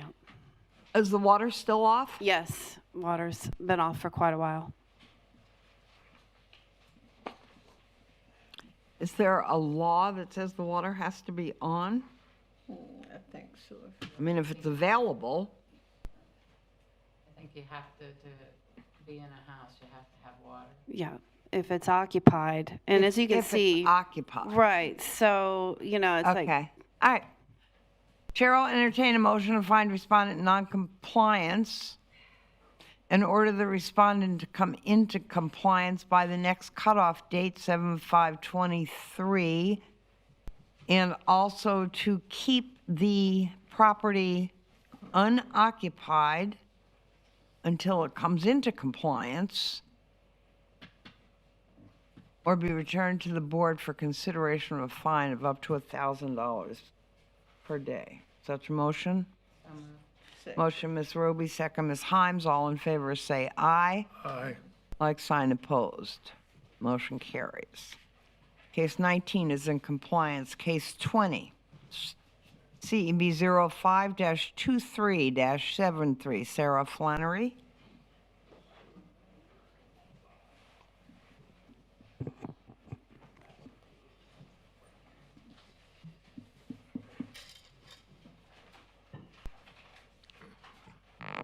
Good morning.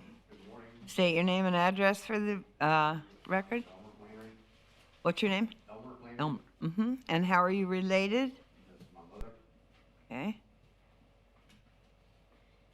Please be sworn in. Will you raise your right hand? Do you solemnly swear or affirm that the testimony you're about to provide is the truth, the whole truth, and nothing but the truth? Yes. Thank you. Okay. Do you live there? Yes, I do. Okay. All right. We'll hear from Mr. Butler.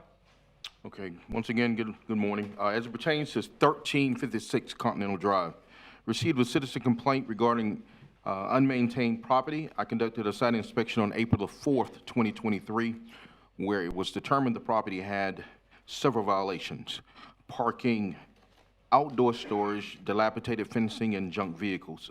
The property was posted on April the 14th, 2023. On May 14th, 2023, the property was to be in compliance. Last date of reinspection was June 7th, 2023. Result of my reinspection was non-compliance. I've had contact with the property owner. Staff requests non-compliance, compliance, next cutoff. Well, we can see that there are things left to do. What's your plan? I should have it all completed within a week. Oh. I work a lot out of town. Okay, all right, Okay, good, I'm working on it right now. great, Called for inspection. but okay, My trailer didn't get there in time, and okay, my other vehicle, I can't get it to all right, tow the trailer away. okay. So we know there's still work left to do, and you're doing it, and that's a good thing. Right. All right, Chair will entertain a motion to find a respondent in non-compliance or respondent come into compliance by the next cut. Mr. Butler. Yes, sir. Your Honor, before we close, the letter that I sent them is to remove all outdoor storage throughout the property. Their backyard, because when the fence fell from the storm, there's a vehicle back there along with a lot of outdoor storage. I just want to put that on the record. Okay. So that can be noted. You can see right there, there's a vehicle behind the fence right there. Yeah. That's part of the backyard. Okay, So he was saying in a week he can have all this done, but it's quite a bit. okay, Well, the vehicle that's sitting right there belonged to my dad, and he passed away, and I'm in the process of trying to restore that vehicle.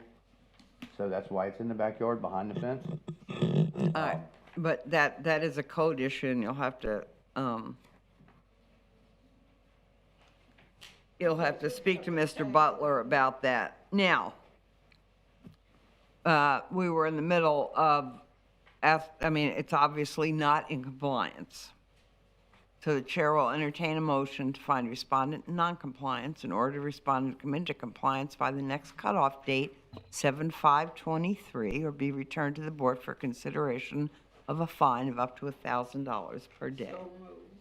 Motion, Ms. Himes, second. Second, Ms. Roby. All in favor say aye. Aye. Like sign opposed. Motion carries. Okay, hopefully you'll get it done. Thank you. Thank you.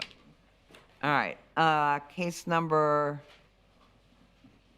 21, CB 05-23-69, Grady Meeks at 719 South Beach Street. Hello, Mr. Jones, what can you tell us? Good morning. Have you talked to this person?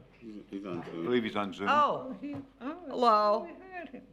Hello, State your name and address for the record, please. my name is Grady Meeks. My resident address is 2031 South Peninsula Drive, Daytona Beach, Florida, 32118. Okay. Be sworn in, Will you please. raise your right hand? Do you solemnly swear or affirm that the testimony you're about to provide is the truth, the whole truth, and nothing but the truth?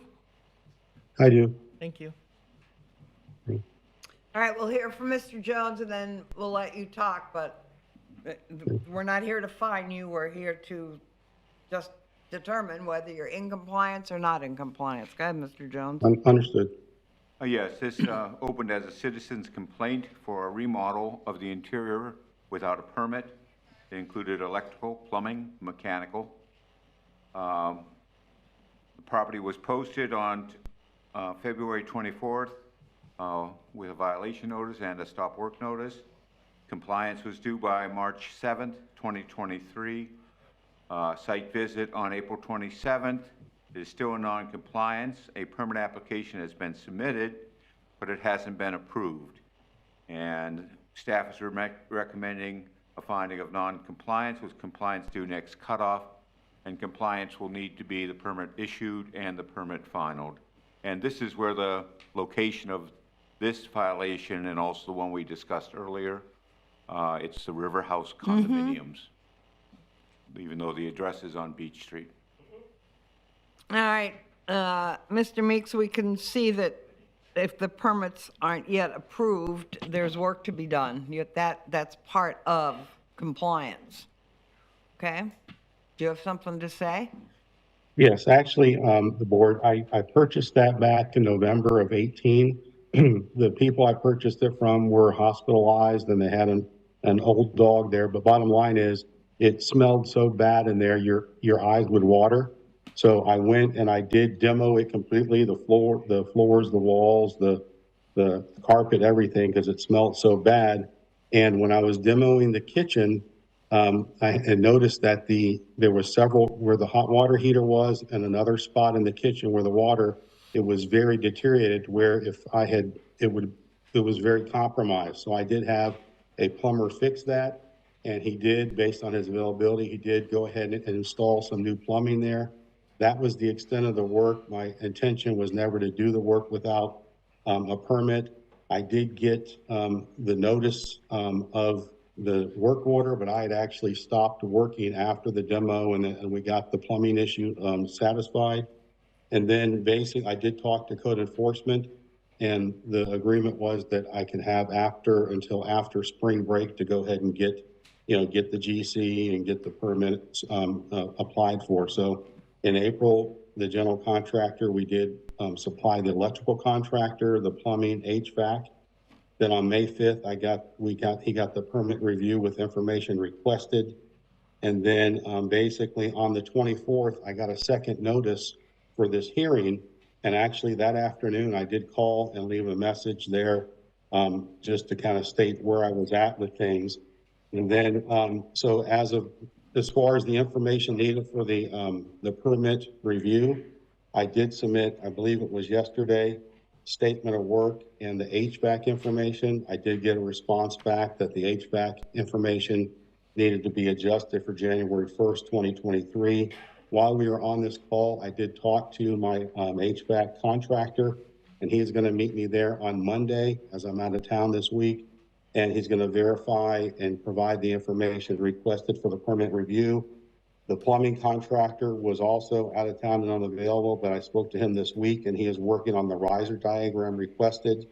And then I do have the kitchen layout from Lowe's, which I can submit on Monday, and then a drawing of the floor layout. So I don't foresee why I could not have all the information for the permit review, by Tuesday of next week. Wonderful. Unless the plumber needs more time. But then unfortunately, I'm out of town a lot, so, I may not, I'm not gonna do any work, and I haven't done any work since the demo and then fixing the plumbing way back. So I'm using the same contractors I've used on other jobs. So I'm happy to be in full compliance. That was not my intent. It's just also, the challenges too is GC availability, subcontractor availability, and financing, and these are some big items, and of course, I have to get permits before I can do them anyways. Okay. I understand that. My bad is I did do the plumbing. After I fixed the problem, I did do some rough end plumbing, so that was my bad on that. Okay. Thank you. I see you're moving forward, and that's what it's going to take, but as right now, you're not, by your own admission, you're not in compliance yet, so, is there something more you'd like to add, Mr. Jones? Is 1 month sufficient, you think? Well, I need to make sure he gets the permits first. Right, okay. Once he gets the permits, then if we need to amend it, to give Okay. him time to complete. All right, the chair will entertain a motion to find respondent in noncompliance or respondent to come into compliance by 7/5/2023, or be returned to the board for consideration of a fine of up to $1,000 per day. Such a motion? So Motion, Ms. Heim, second. Second, Ms. Roby, all in favor, say aye. Like sign opposed, motion carries. Excuse, board, just a question for a point of clarification. So my compliance means that I need to make sure I get the permit review information and get an issue of a permit by July 5th. Is that, not the work has to be done by then, correct? That is what we're looking for on the code compliance side, that you at Okay. least have got your permits in place. It will Okay. not be All in right, excellent. compliance until the permits are finalized. Perfect, understood, thank you. Okay, thank you. Case number 22, CB 06-23-76, Merle Reed Hayes, Estate.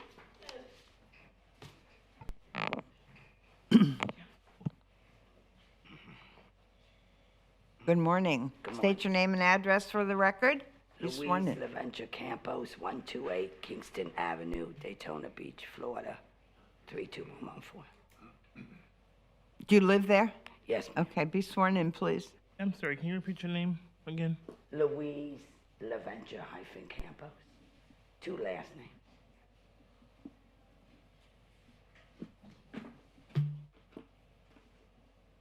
Okay, will you raise your right hand? Do you solemnly swear or affirm that the testimony you're about to provide is the truth, the whole truth, and nothing but the truth? Yes, ma'am. Thank you. All right, we're going to hear from Mr. Jones. Madam Chairman, before we go, we probably need to know what the relationship thank is you. between Ms. Campos and the Absolutely Merle right. Reed Hayes estate. That's my brother-in-law. Was my brother-in-law. He's deceased since 2020. And are you the representative of the estate? As far as I know, yes. I still have to, I ain't done nothing yet. Can you you can pull a mic down some so you can be heard. I'm not sure what I have to do. All I know is I've been keeping it in compliance. So I've it been, has not been I've been probated. passing code for the past. So 3 it years. hasn't, right. We haven't been through. You haven't been through rebate probate. yet. Or is it called rebate? I have to wait to 3 years. How long? They told me 3 years for the rebate in court. Is it rebate? Is that what it is? Probate. I'm sorry, it's probate. I got the wrong word. I'm sorry. Okay. It says it takes up to 3 years when they get deceased to make sure he don't have no family, he don't have nothing else to come in on it. But I've been trying to keep up with compliances. I've been here 10 years. Do you live there? I lived here 10 years. I've been No, in no, in this house. Yes. I have 4 dogs, 2 dogs that belong to my... Okay, I just want to know if you live there, that's all. Yes. Okay, with her proceeding. Okay, go ahead. Yes, this case opened as a complete police complaint due to transients on site. Violations noted were trash and debris, the fence, dirt and grime, painting, windows, screens, enclosing the carport without a permit, and outside storage.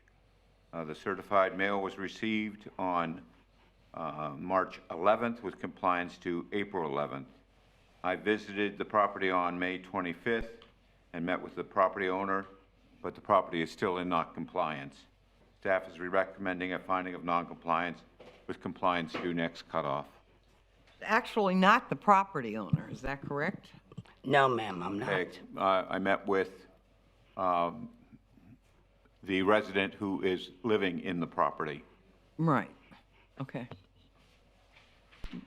Now, may I say- Madam Chairman, this Go ahead. creates a bit of an issue because your remedy, should things not be cleaned up, is a lien against the property. And if you don't have a representative of the, proper representative of the estate here, although the estate has been, has the estate been properly served? Yes, well, let's take a look. I'm sure we probably, number 22, that would be a question for y'all in terms of did y'all post or anything like that. We sent certified mail to the address, and it was signed and returned. It was signed by me. Last address, It was By signed- you. It was signed by me. And we were using the address per the Volusia County property appraiser. Okay. So what does that mean? Well, that means the estate has been served and has an obligation to send someone. And at this point, it seems that there may be a bit of a limbo in terms of appointing a spokesperson, but I don't see that as an issue for this board. Okay. The only thing I need is the paperwork to have the rights to get the roof done. I have Pinnacle to come in. They told me all I have to do is get a paperwork to have the roof done. I don't know how to go about this. Okay. It belonged to my brother and my brother-in-law. He deceased in 2020. And I'm kind of in limbo. All I've been doing is keeping up to taxes, keeping up the house. This is the first time I'm in non-compliance. All the tents are gone. All the people in the backyard are gone. I was trying to help people out with the flood and everything else because a lot of people didn't have no place to go. And they only been there since, All and right, everybody's look, gone since okay, December. we can hear all this, but My question go ahead, what's your question? stand to her. If somebody could give me some guidance as to tell me stop. what to She's do. talking about getting a permit for the roof. I don't know. I can't get a permit unless I have something in my name that's allowing Right, me there's to get nothing the in her name. permit. How can she get a permit? Have to go through Yes, before the and permit. I have to go, yes, so I'm kind of in limbo. All right, too many conversations, please. I just need some information on what I have to do. Stop talking Thank for a you. minute. Please, thank you. It seems to me that she can't get a permit to do the roof or any of this other things because the estate, she's not a representative of the estate.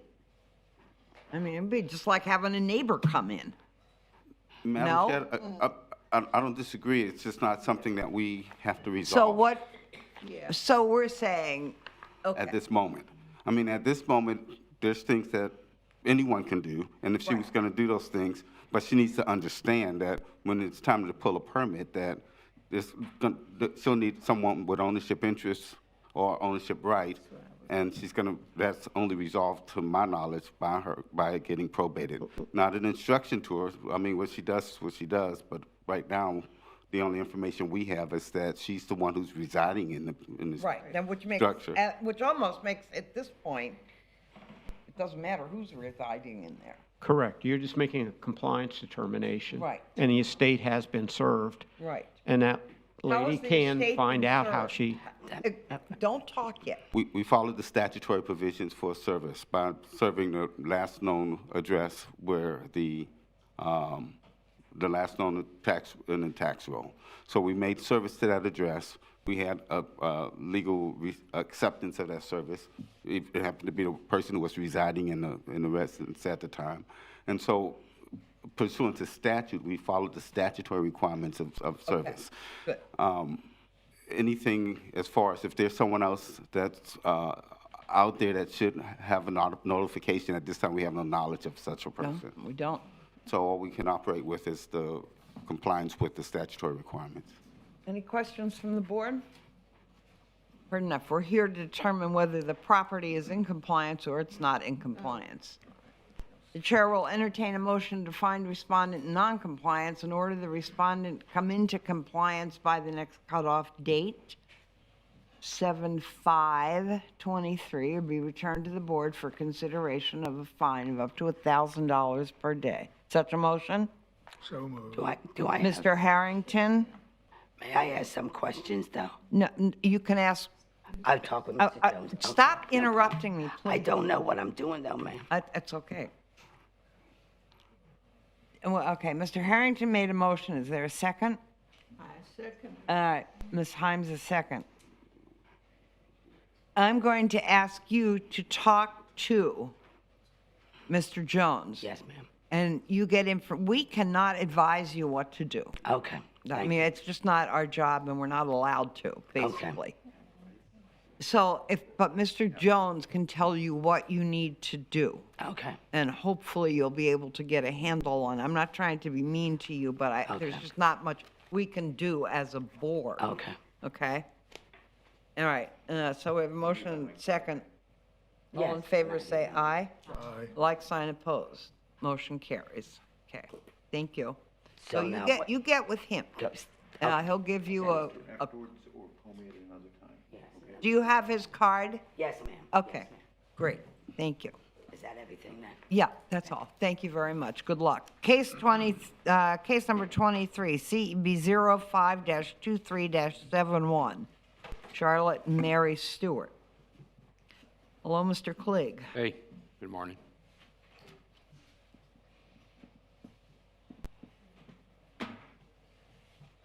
Okay, Ready? yeah.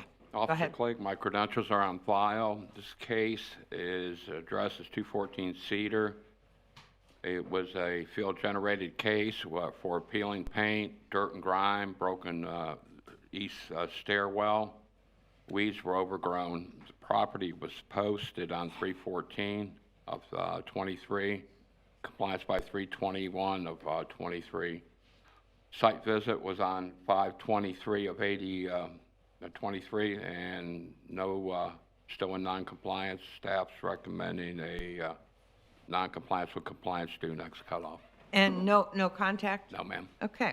Chair will entertain a motion to find respondent in non-compliance and order respondent to come into compliance by the next cutoff date, July 5th, 2023, will be returned to the board for consideration of a fine of up to $1,000 per day. So moved. Motion, Mr. Harrington, second, Ms. Himes, all in favor say aye. Aye. Like, sign, opposed. Okay. Case number 24, CEB 06-23-80, Mohammed Sheikh.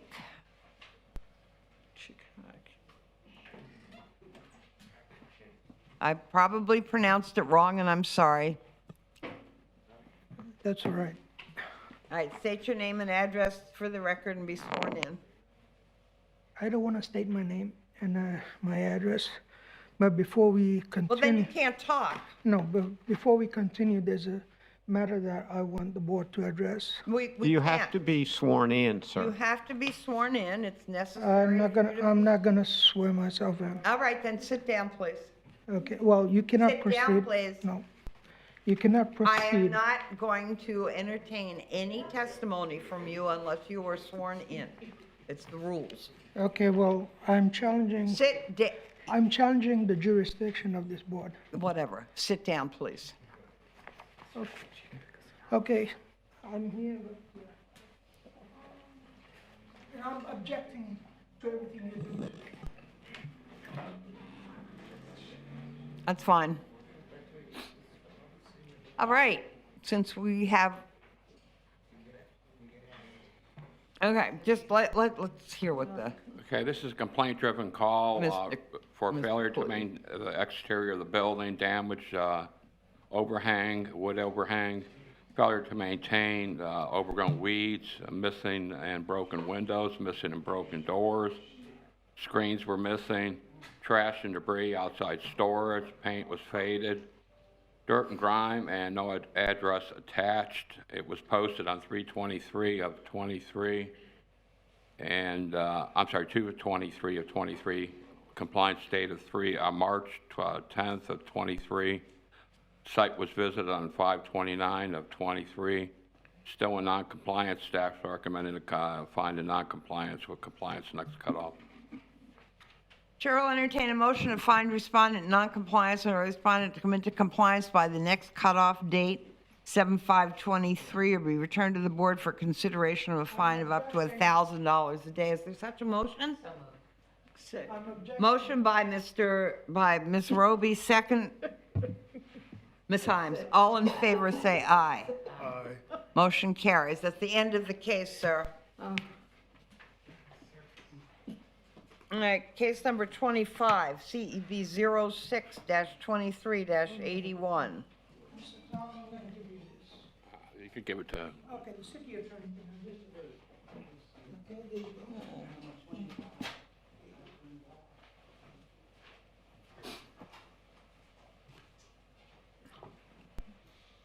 Case number 25, CEB 06-23-81.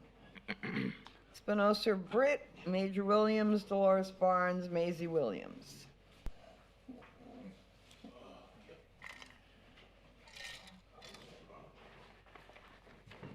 Good morning. Good morning. Will you both be testifying? Yes. Yes. Okay, so state your name and address for the record, and please be sworn in. My name is Spinoza Britt Jr. The address. 700 Cafe Court. Okay? Lily Gibbs, 700 Cathy Court, 32114.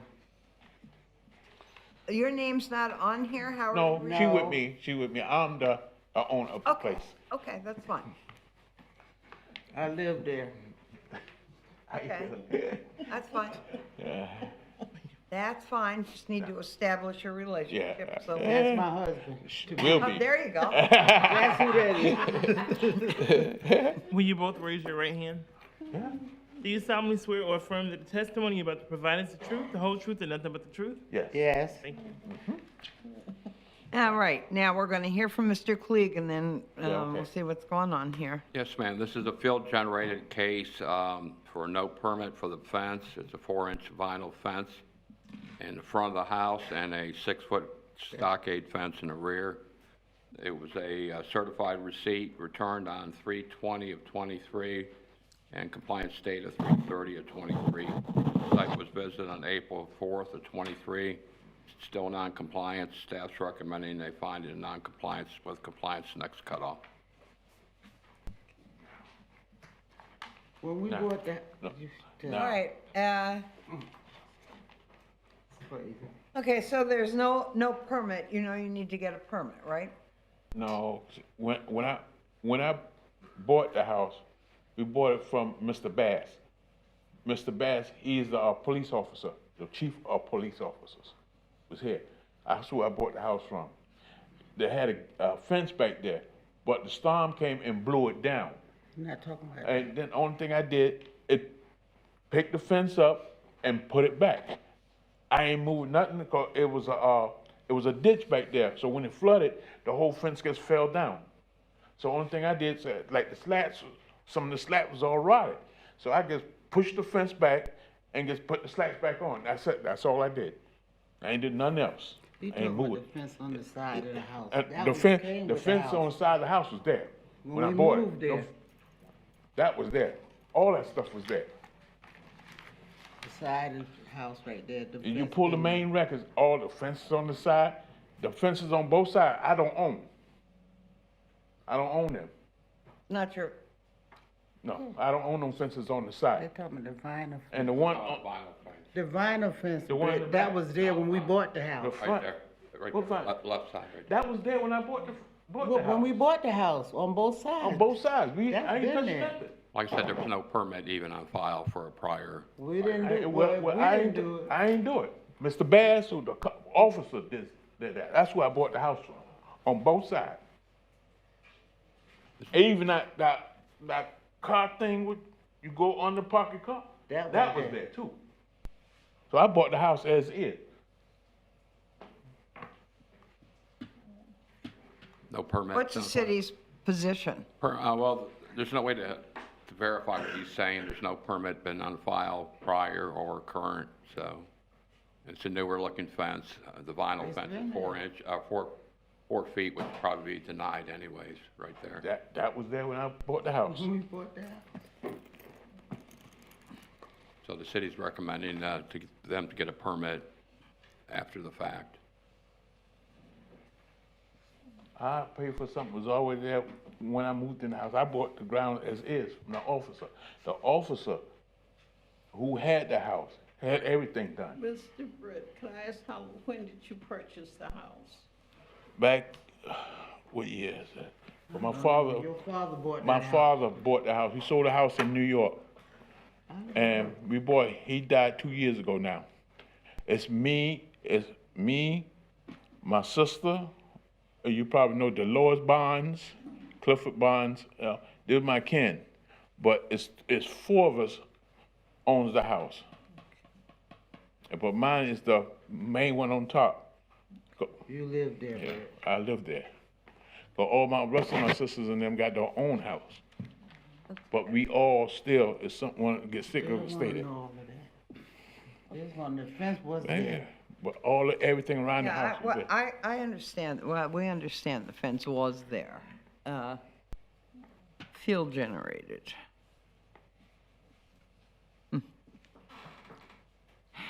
Are we just talking about that white fence? The white fence and the rear fence. That What's one. with the rear fence? Well, there's the stockade part, the wood fence, but in the middle, there's know. like a gate too, That was there, that metal to the part. right there. That was there. And from there where the wood comes on down, Right. that fell down from the storm. 'Cause back Yeah, there, but- you can see the imprint, it was a ditch there. Like I said, that's a newer looking fence to me, and Yeah, that yeah. white vinyl fence in front is newer looking, so there's no way to They didn't verify. change. There's no permit on file, there's no, Well, I ain't Right touched there, none of no that. prior. On the side, I've been there.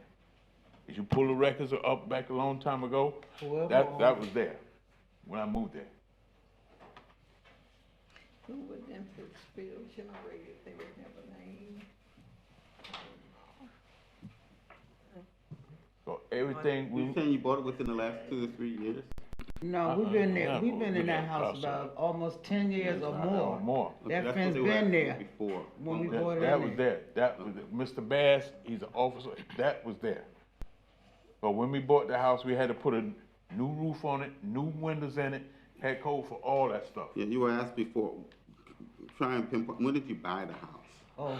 I It's I had my phone, it's I had my phone, I called my. Don't need the exact date, approximate. It's over 10 years. Yes, Okay. it's been there for a while. Over 10 years. But Mr. Jackson, if it's field generated, wouldn't you have a name? No, that. it field was generated. generated by another officer, code officer. Oh. Um, So the only thing I ever did is put that back fence up. That's the only thing, 'cause that fell down from the hurricane. That right there. That put that, it laid down, it was all rotted. And it gets laid down there, so it stayed down there for a couple weeks. But I was expecting for one of these guys to show up then I said, well, I just got my next door neighbor helped me push it back up, and it came back down again. So so I had to go buy the wood slats and just put them back in it. So it was all right. And that was it. If I may, Madam Chair, members of the board, the issue here isn't whether or not it was already there. The issue is whether it was permitted. Right. And there's no history of permits. That's unfortunate. That is the duty or responsibility of the owner or possessor. Correct. This owner says it was there when he got there. That doesn't eliminate the requirement for there to been permitted. And the testimony of the inspector is that it looks, at least for the vinyl fence, it doesn't look to be a 10-year-old fence. But in any sense, the whole thing would require, I mean, the things that are being raised are permit requirements, and the city's position is we're asking for a finding of compliance, non-compliance, and the remedy would be obtaining an after-the-fact permit or remove if that's what's required. Okay, this is what the law is. He has just explained. Mr. Jackson has just explained what the law is in the city, that you will have to go get an after-the-fact permit. Where do you get that at? Downstairs in permits and licensing, you can talk to, Mr. Klieg, and he can tell you. Like I said, that fence can go all the way to the end, though. I understand, y'all can work that. Right, okay, so we're just, they have said, the city has said that there's no permit for it. It needs to go get a permit. That's all I can, so it's not in compliance, and that's where we are right at this minute. So, the chair will entertain a motion, so stay in touch with Mr. Klieg, and he'll explain to you what you need to do. Okay. Chair will entertain a motion to find respondent non-compliance or respondent to come into compliance by the next cutoff date or be returned to the board for consideration of a fine of up to $1,000 per day. The next cutoff date is 7/5/23. Such a motion? Motion, Ms. Himes, second, Ms. Roby. All in favor, say aye. Like sign opposed. Thank you. Case number 26. I'm doing as well as I thought here. CEB 05-23-70, Kimberly Decker Antos and Goodwin Morris and Terry Hayes. And this is CEB 05-23-70. My business address or? Your home address, they're gonna. My home address? All right, please state your name and address for the record. Good morning. My name is Morris Winfield Goodwin, and I live at 662 Princewood Drive in DeLand, 32724. Thank you. Be sworn in, please. Do you solemnly swear or affirm that the testimony you're about to provide is the truth, the whole truth, and nothing but the truth? I do. All right, we're just here today to determine whether you're in compliance Not a or not problem. in compliance. Okay, go ahead. Good morning. Good morning. Inspector Garcia, credentials on file. This case was a citizen complaint opened by the tenant, called in by John Baldwin. The violations were for no rental license upon my investigation finding that they didn't have a license, no address numbers, non-functional windows, no window screens, peeling paint, stains on the interior ceiling, non-working stove, dishwasher, damaged gutters, and the electrical panel was hot. It wasn't tripping. There was some issue with it. I didn't know what, but I found it like a safety issue. So with that, the certified letter was signed on March 6, 2023. The compliance date was April 6, 2023, and my last site inspection was May 1st, 2023, finding the property in non-compliance for the next cutoff to be in compliance. I had no contact with the owner until just today, but we did have issues with our phone system when they transferred over, so that may have been it. Yep. These things fixed?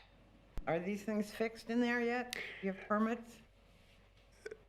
Well, we didn't need any permits because we don't need a permit to put numbers on the building, and we replaced the pane of glass, not the window. The Non-functional windows does not mean that there's a pane of glass missing. It means it doesn't go up or down. well, yeah, we fixed that. We fixed that. Okay. But I mean, what? Did you call him and ask him to come back and inspect? No. Yeah, you better believe it. But unfortunately, and I gave it to Mr. Garcia. I have document. This thing is, the problem is that the tenant that was in there was a squatter. And yeah, and we were the first episode that the police department in the county of Volusia had witnessed under the new law that was manifested, I guess, in October, where they were giving more credence or more whatever to the tenants in the Landlord-Tenant Act. we have been trying to remove this tenant and the subsequent other tenant that he brought in and her child and everything since before December of last year. We've gone through several evictions. He's got, gave him. He has been evicted. The property is now vacant. Yeah, He's- and it's gonna be Property's vacant. now vacant. Yes, ma'am, and it's gonna be vacant because the whole intent for the last 2 years has been to sell this property. Okay. Okay. Okay? All right.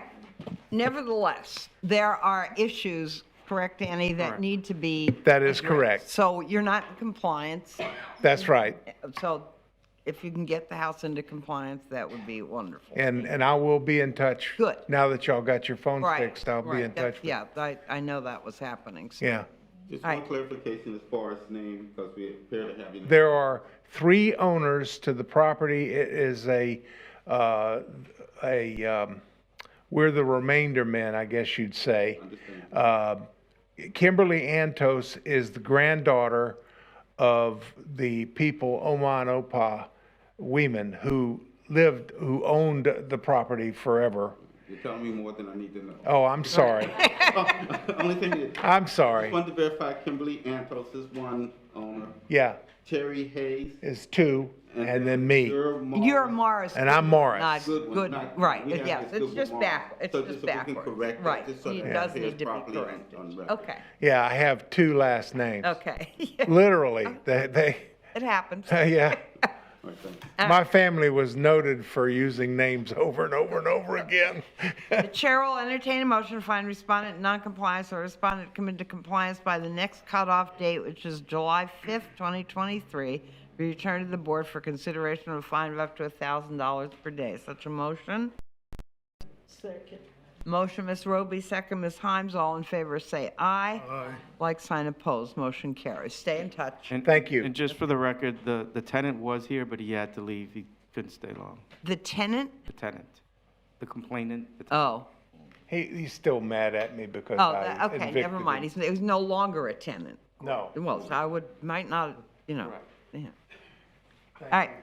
Case 27, CEB 06-23-85. James Brunick Good. and Elizabeth Griggs. Good morning. Good morning, how y'all? James Brunick, 155 Lee Street, Daytona Beach, Florida, Would you 32117. spell your last name? Brunick. Okay. And I know it doesn't make any difference, but it's Driggs, not Griggs. Driggs? Yeah, Yes. DR, yes. It does make a difference. Okay. Okay. All right, be sworn in, I please. swear to tell the truth. You raise your right hand, sir. Do you solemnly swear or affirm that the testimony about to provide is the truth, the whole truth, and nothing but the truth? I do, Thank you. thank you. Okay. Okay. Go ahead, Danny. This was a citizen complaint driven case. It was actually the whole block. I have had contact with Mr. Brunick, and I explained to him the situation with the parking on the grass. Unfortunately, they have one-car garages, small driveways, and a lot of them on there are parking on the grass. But in his situation, he has 2 vehicles there, which you can clearly see it's on there, and explain to him to come in compliance, he'd have to move them. And the only option would be to get a permit to extend the driveway, if he, wanted to continue. Okay.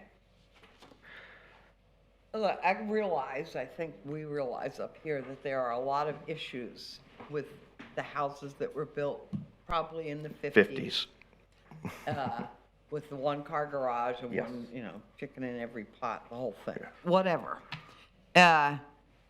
We do still have these rules in effect. Well, I'd like to get with somebody to figure out how to petition to Okay. have it changed And Danny can at the tell you end. exactly how to do that. But Well- right now, you're not in compliance. Well, hold on, I think I am. Not if you're parked on the grass or not. Are you sure? I asked him where he wanted me to park at, and he says out along the street on city easement. In the city of Daytona Beach, in our area, there's a 10-foot easement down between every house and 10-foot easement behind every house.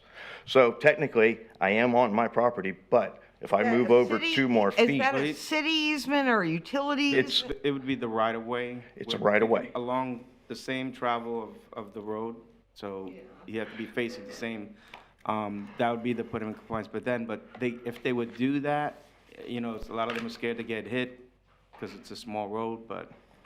The code that he cited me for was there shall be no off-street parking on the front yards or street side yard, like he's telling me to do. No, he's not. Street side yard? Doesn't it mean? A street side yard would be a house that's on a corner. Right. Corner lot.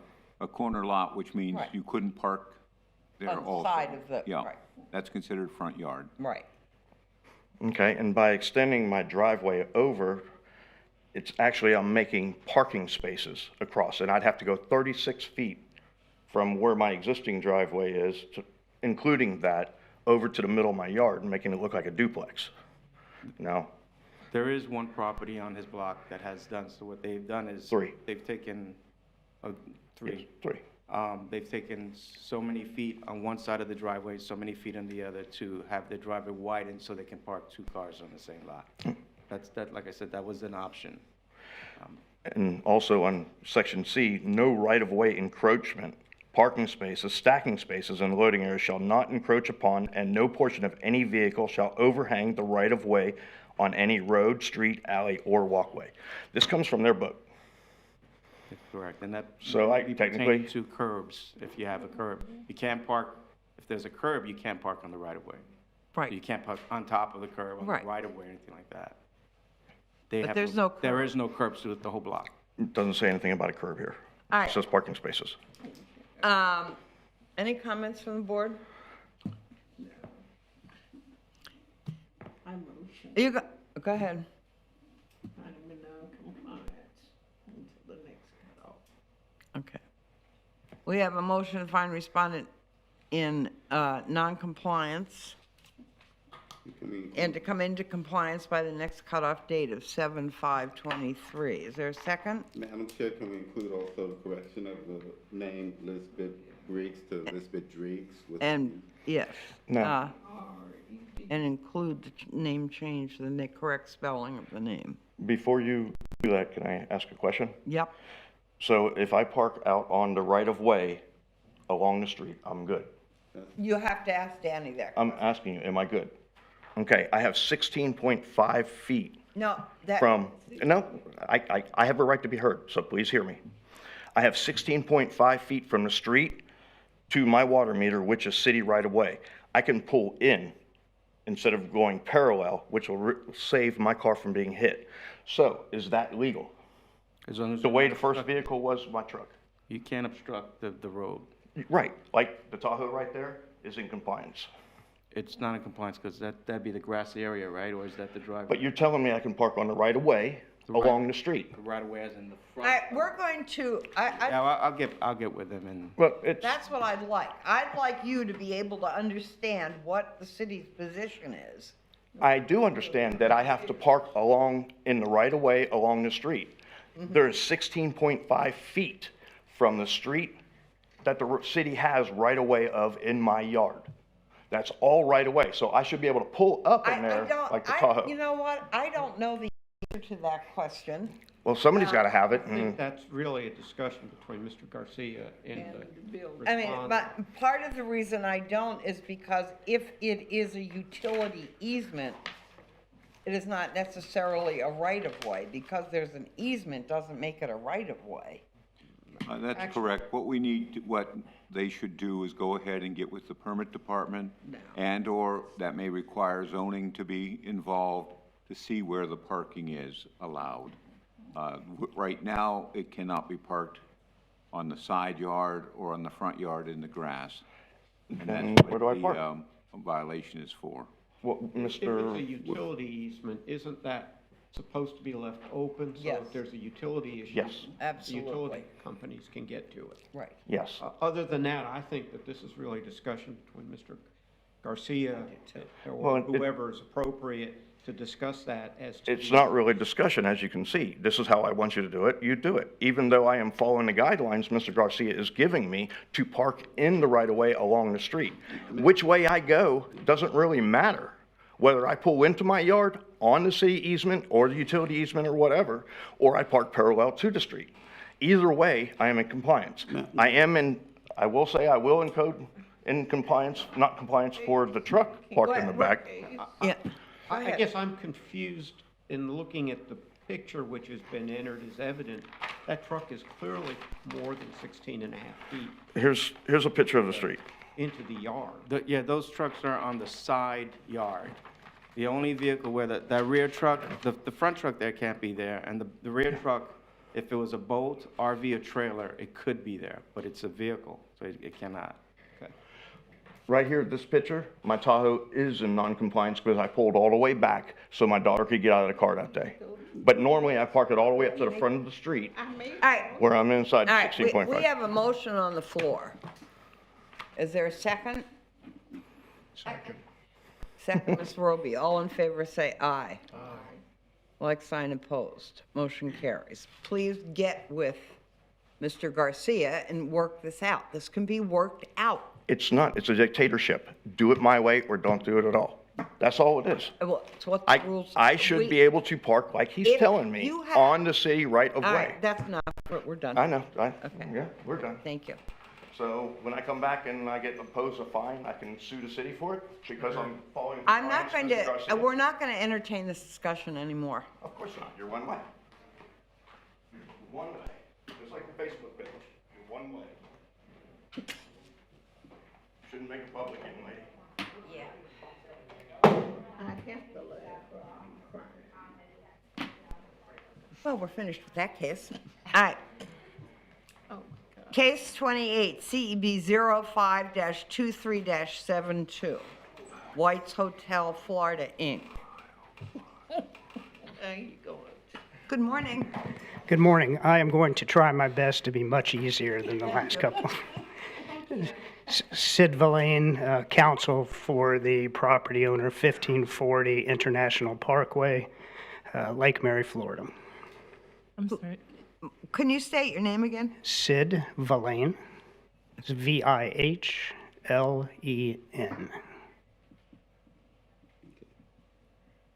Okay. Be sworn in, please. Or you're an attorney. I am, yes, ma'am. He doesn't need to be sworn in, is that correct? Well, you're here in capacity of Representing the owners. Yeah. Okay. Yeah, I'm happy to. Okay. Sure. Do you solemnly swear or affirm that the testimony you're about to provide is the truth, the whole truth, and nothing but the truth? I do. Thank you. All right, Mr. Stinson, what can you tell us? Good morning, Inspector Stinson. My qualifications are on file. This is a complaint-driven case about the removal of a retaining wall and the installation of a fence without permits. At this point, the owner has visited our office. Permits have been issued for the wall and for the fence. They both were issued on 5/8/23, and we are looking for a finding of noncompliance and give him compliance by the next cutoff.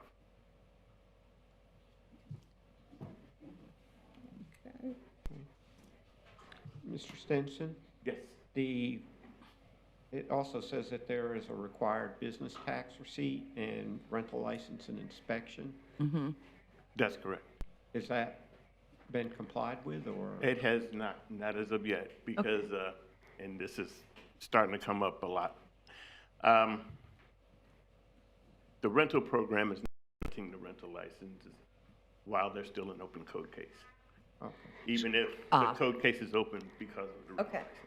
Yeah. So essentially, my client attempted to solve that issue, but because of the open issues that we've now applied for the permits for, that was blocked temporarily, until this issue is resolved. So your client admits he's in non-compliance and will attempt to be in compliance? Oh, yes. And then you'll go get the permits and do all that. So Yes. hopefully this will all get settled pretty quickly. Well, and the one request that we would have, the contractor that has been retained to do the new retaining wall is a marine and wall contractor. And as everybody knows, these guys are extremely busy right now. Right. Conversations with the contractor, the deposit's been paid, permit applications are in. He just won't commit to us. Can we be on the job in 2 weeks? Can it be Right. 10 days? Can it be 3 weeks? Right. We would request to go to cutoff in August, to give us an opportunity to get him out there, get the work done. So that would be our only request. but- I'm amenable to that. I think the city is as well. Yes, yes, Okay. we are. All right. So the chair will entertain a motion to find respondent non-compliance or respondent come into compliance by the cutoff date of 8/2/23 or be returned to the board for consideration of fine of up to $1,000 per day. Such a motion? So moved. Second. Motion, Mr. Harrington, second, Ms. Himes. All in favor, say aye. Like sign opposed. Motion carries. Thank you. So you Good, won't get to see good, this again? good day. Well, I hope not. But I do see these things pretty regularly around the state and central Florida, so sometimes it doesn't surprise. Okay. Thank you. Case number 29, CB06-23-78, Georgia Karagianis.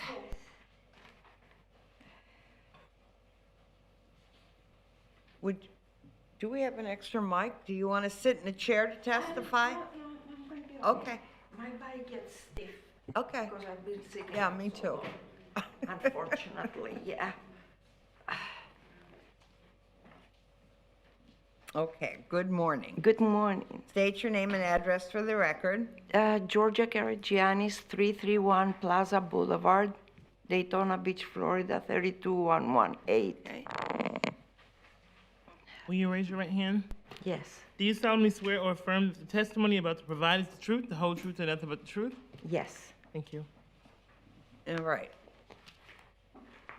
And what would you like to tell us, Mr. Stenson? We'll hear from him and then we'll let you talk.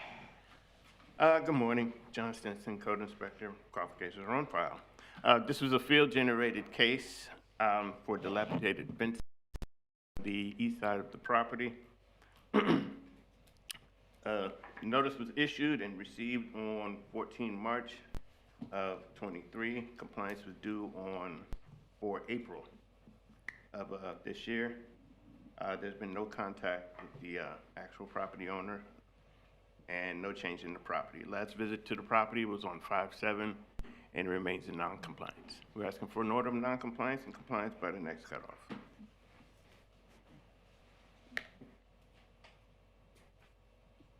Okay, so they need a permit to do that, right? Or, I mean, if they can repair it, it's less Okay. than 50%, they should be okay, but if right, okay, does she understand that?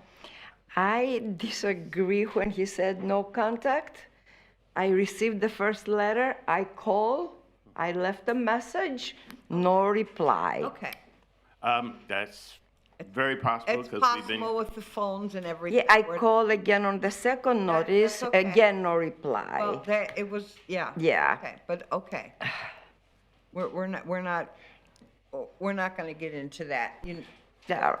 What needs to happen is the fence needs to be I repaired. know that. It's not repaired yet. Yes. So we're going, I have contacted several fence companies Uh-huh. because obviously I cannot do it myself. And only one reply,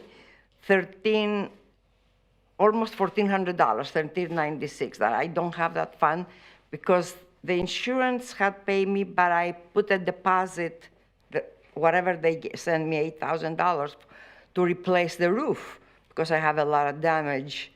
And they haven't done that yet, and they haven't sent me any more checks. So as soon as I get the check from the insurance, I'm going to fix the fence.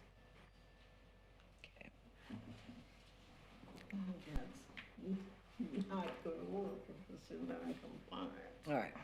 Yeah, so the fence isn't fixed yet. It needs to be fixed. Yes. So, Of course. we're just here to see whether you're in compliance or non-compliance. Yes, I'm going to fix it as soon as possible. Okay, good. When, I have it. okay. Thank you. The chair will entertain a motion to find respondent non-compliance or respondent come into compliance by the next cutoff date, July 5th, 2023, will be returned to the board for consideration of a fine of up to $1,000 a day. Such a motion? Second. Motion, Ms. Roby, second, Ms. Hines. All in favor say aye. Aye. Like sign opposed. Motion carries. Okay, so stay in contact. Hopefully, you're going to be able to find somebody to fix that fence for you, okay? Thank you. Thank you. Case number 30, CEB 06-23-82.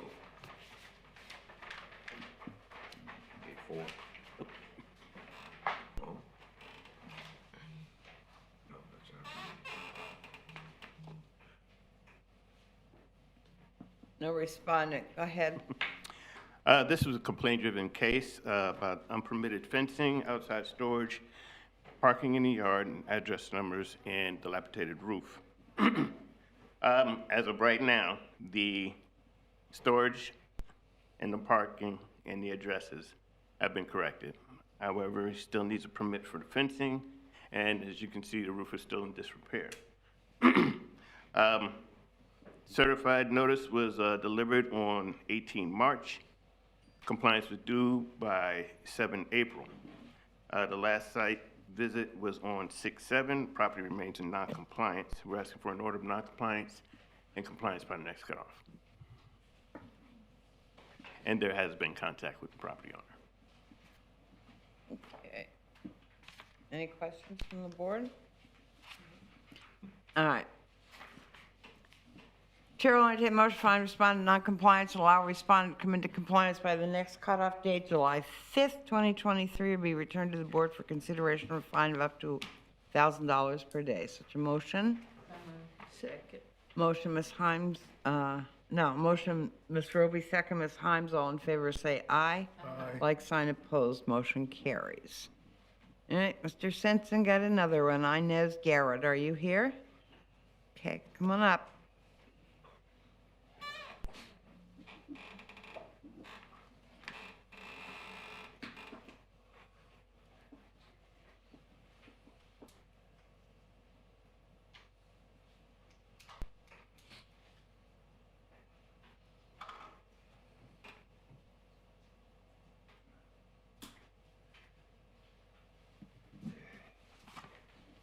Good morning. Good morning. Inez Garrett, 333 North Carolina Street, Daytona Beach, Florida. Okay, and who's with you? Is he going to testify? No, yes. You are, yes, no? Yes. Okay, state your name and address for the record. Eric Garrett, 333 North Carolina Street, Daytona Okay. Beach, Florida. All right, both of you please be sworn in. You raise your right hand. Do you solemnly swear or affirm that the testimony you're about to provide is the truth, the whole truth, and nothing but the truth? I do. Thank you. All right, we'll hear from Mr. Sensen. Okay. Yes, this is a field-generated case. Property owners was cited for outside storage and dilapidated roof. A certified notice was received on 1 May of this year.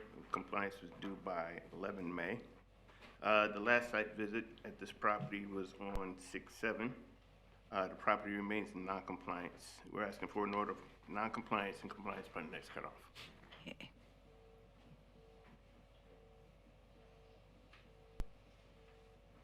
I have Go a ahead. question.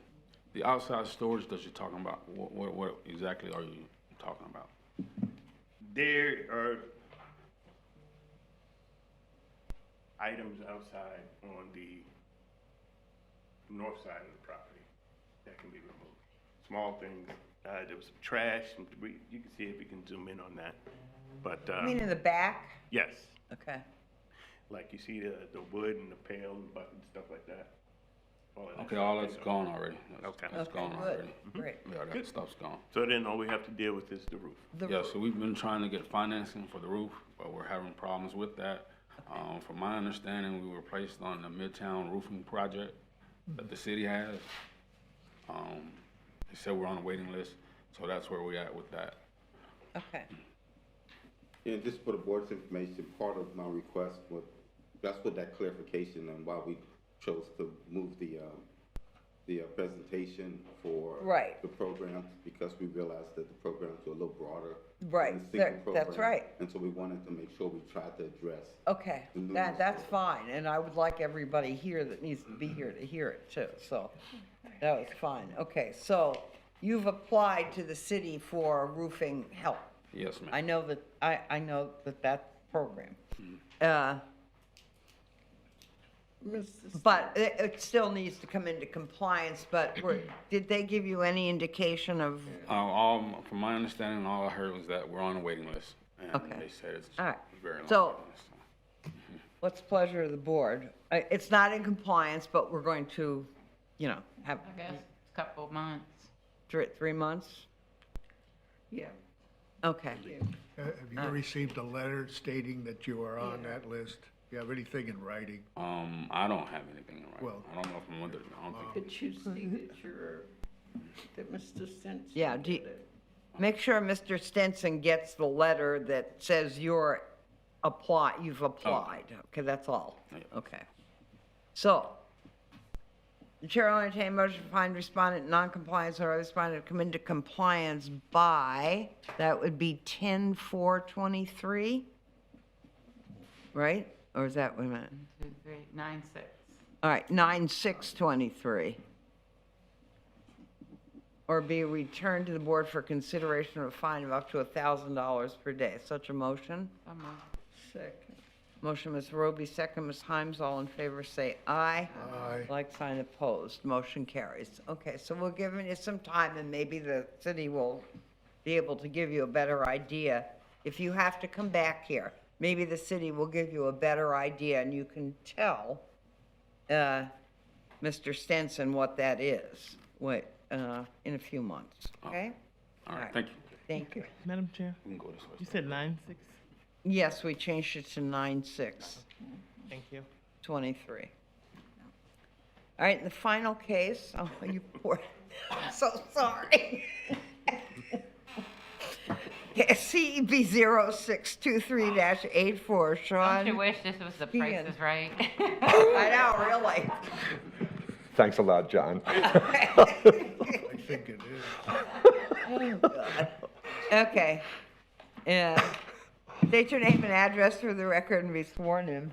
Sean Skian, 932 North Peninsula Drive, Daytona Beach, 32118. Okay. Will you raise your right hand? Do you solemnly swear or affirm that the testimony you're about to provide is the truth, the whole truth, and nothing but the truth? Yes. Thank you. Okay, we'll hear from Mr. Stenson. Okie dokie. This was a complaint-driven case. They had landscaping issues, a couple of junk vehicles, some exterior painting, and exterior wall was being worked on without permits. The certified notice was delivered on 19 April. Compliance was due by 10 May.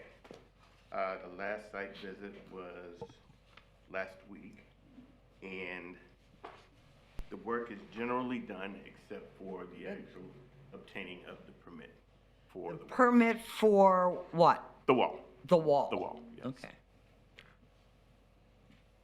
There was no permit, and I certainly acknowledge that. Okay. And after the leaks came quite apparent after the hurricanes, I just proceeded to dismantle and take apart what vicinity of where I thought the leak was. This is a small patch. I did the work myself. I have the background to do it. I'm a son of a carpenter. And basically, I took it apart and put it back together as promptly as I could so that no more leaks. Simply, the car is gone. There was only one car. And so my other poor van, you don't like my van, so. The landscaping has been, as you had, John and I have been in communication on several occasions, and basically there was a couple of branches that had been cut down because it was interfering with the the power line and the cable line, and they were cast aside waiting for the Wednesday pickup. And ultimately, the only thing that needs to be taken care of, and my understanding has always been that if you're initiating a repair, it didn't require a permit. So I'm at the, whatever is necessary, everything else is taken care of. Not everything. The only thing that needs to be done is painting on that south wall. And that's going to be done this week. I'd be doing it right now. It might be done right now, with the exception of this pleasant experience. All right, so after the explanation, Mr. Stenson, of the repair that was made, is it still necessary for him to go get a permit? I believe so, yes. Okay. So an after-the-fact permit is necessary. We don't make the rules. Yeah, the best thing to do is go down to the building department with a couple of the photographs to show what you did, and they'll make a determination whether you need an after-the-fact permit or whether they consider it just a repair and the permit wasn't necessary. But that really has to come from from permits and licensing. That's downstairs? Yes. Yes, downstairs across from the water department. Okay.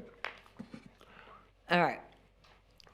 So, Chair will entertain a motion to find respondent non-compliance or respondent to commit to compliance by the next cutoff date, July 5th, 2023, or be returned to the board for consideration of fine of up to $1,000 per day. Such a motion? So moved. Second. Motion, Mr. Harrington, second, Ms. Himes, all in favor say aye. Like, sign, opposed. So I guess you have to have an after-the-fact permit. We don't make the rules, Repairs are, I've always understood you can initiate a repair and get it taken care of. And that's what I did. Okay. More time, more time. More time. More time enjoying the city. Yeah, well, thank you very much. Meeting adjourned? Nothing else? Okay.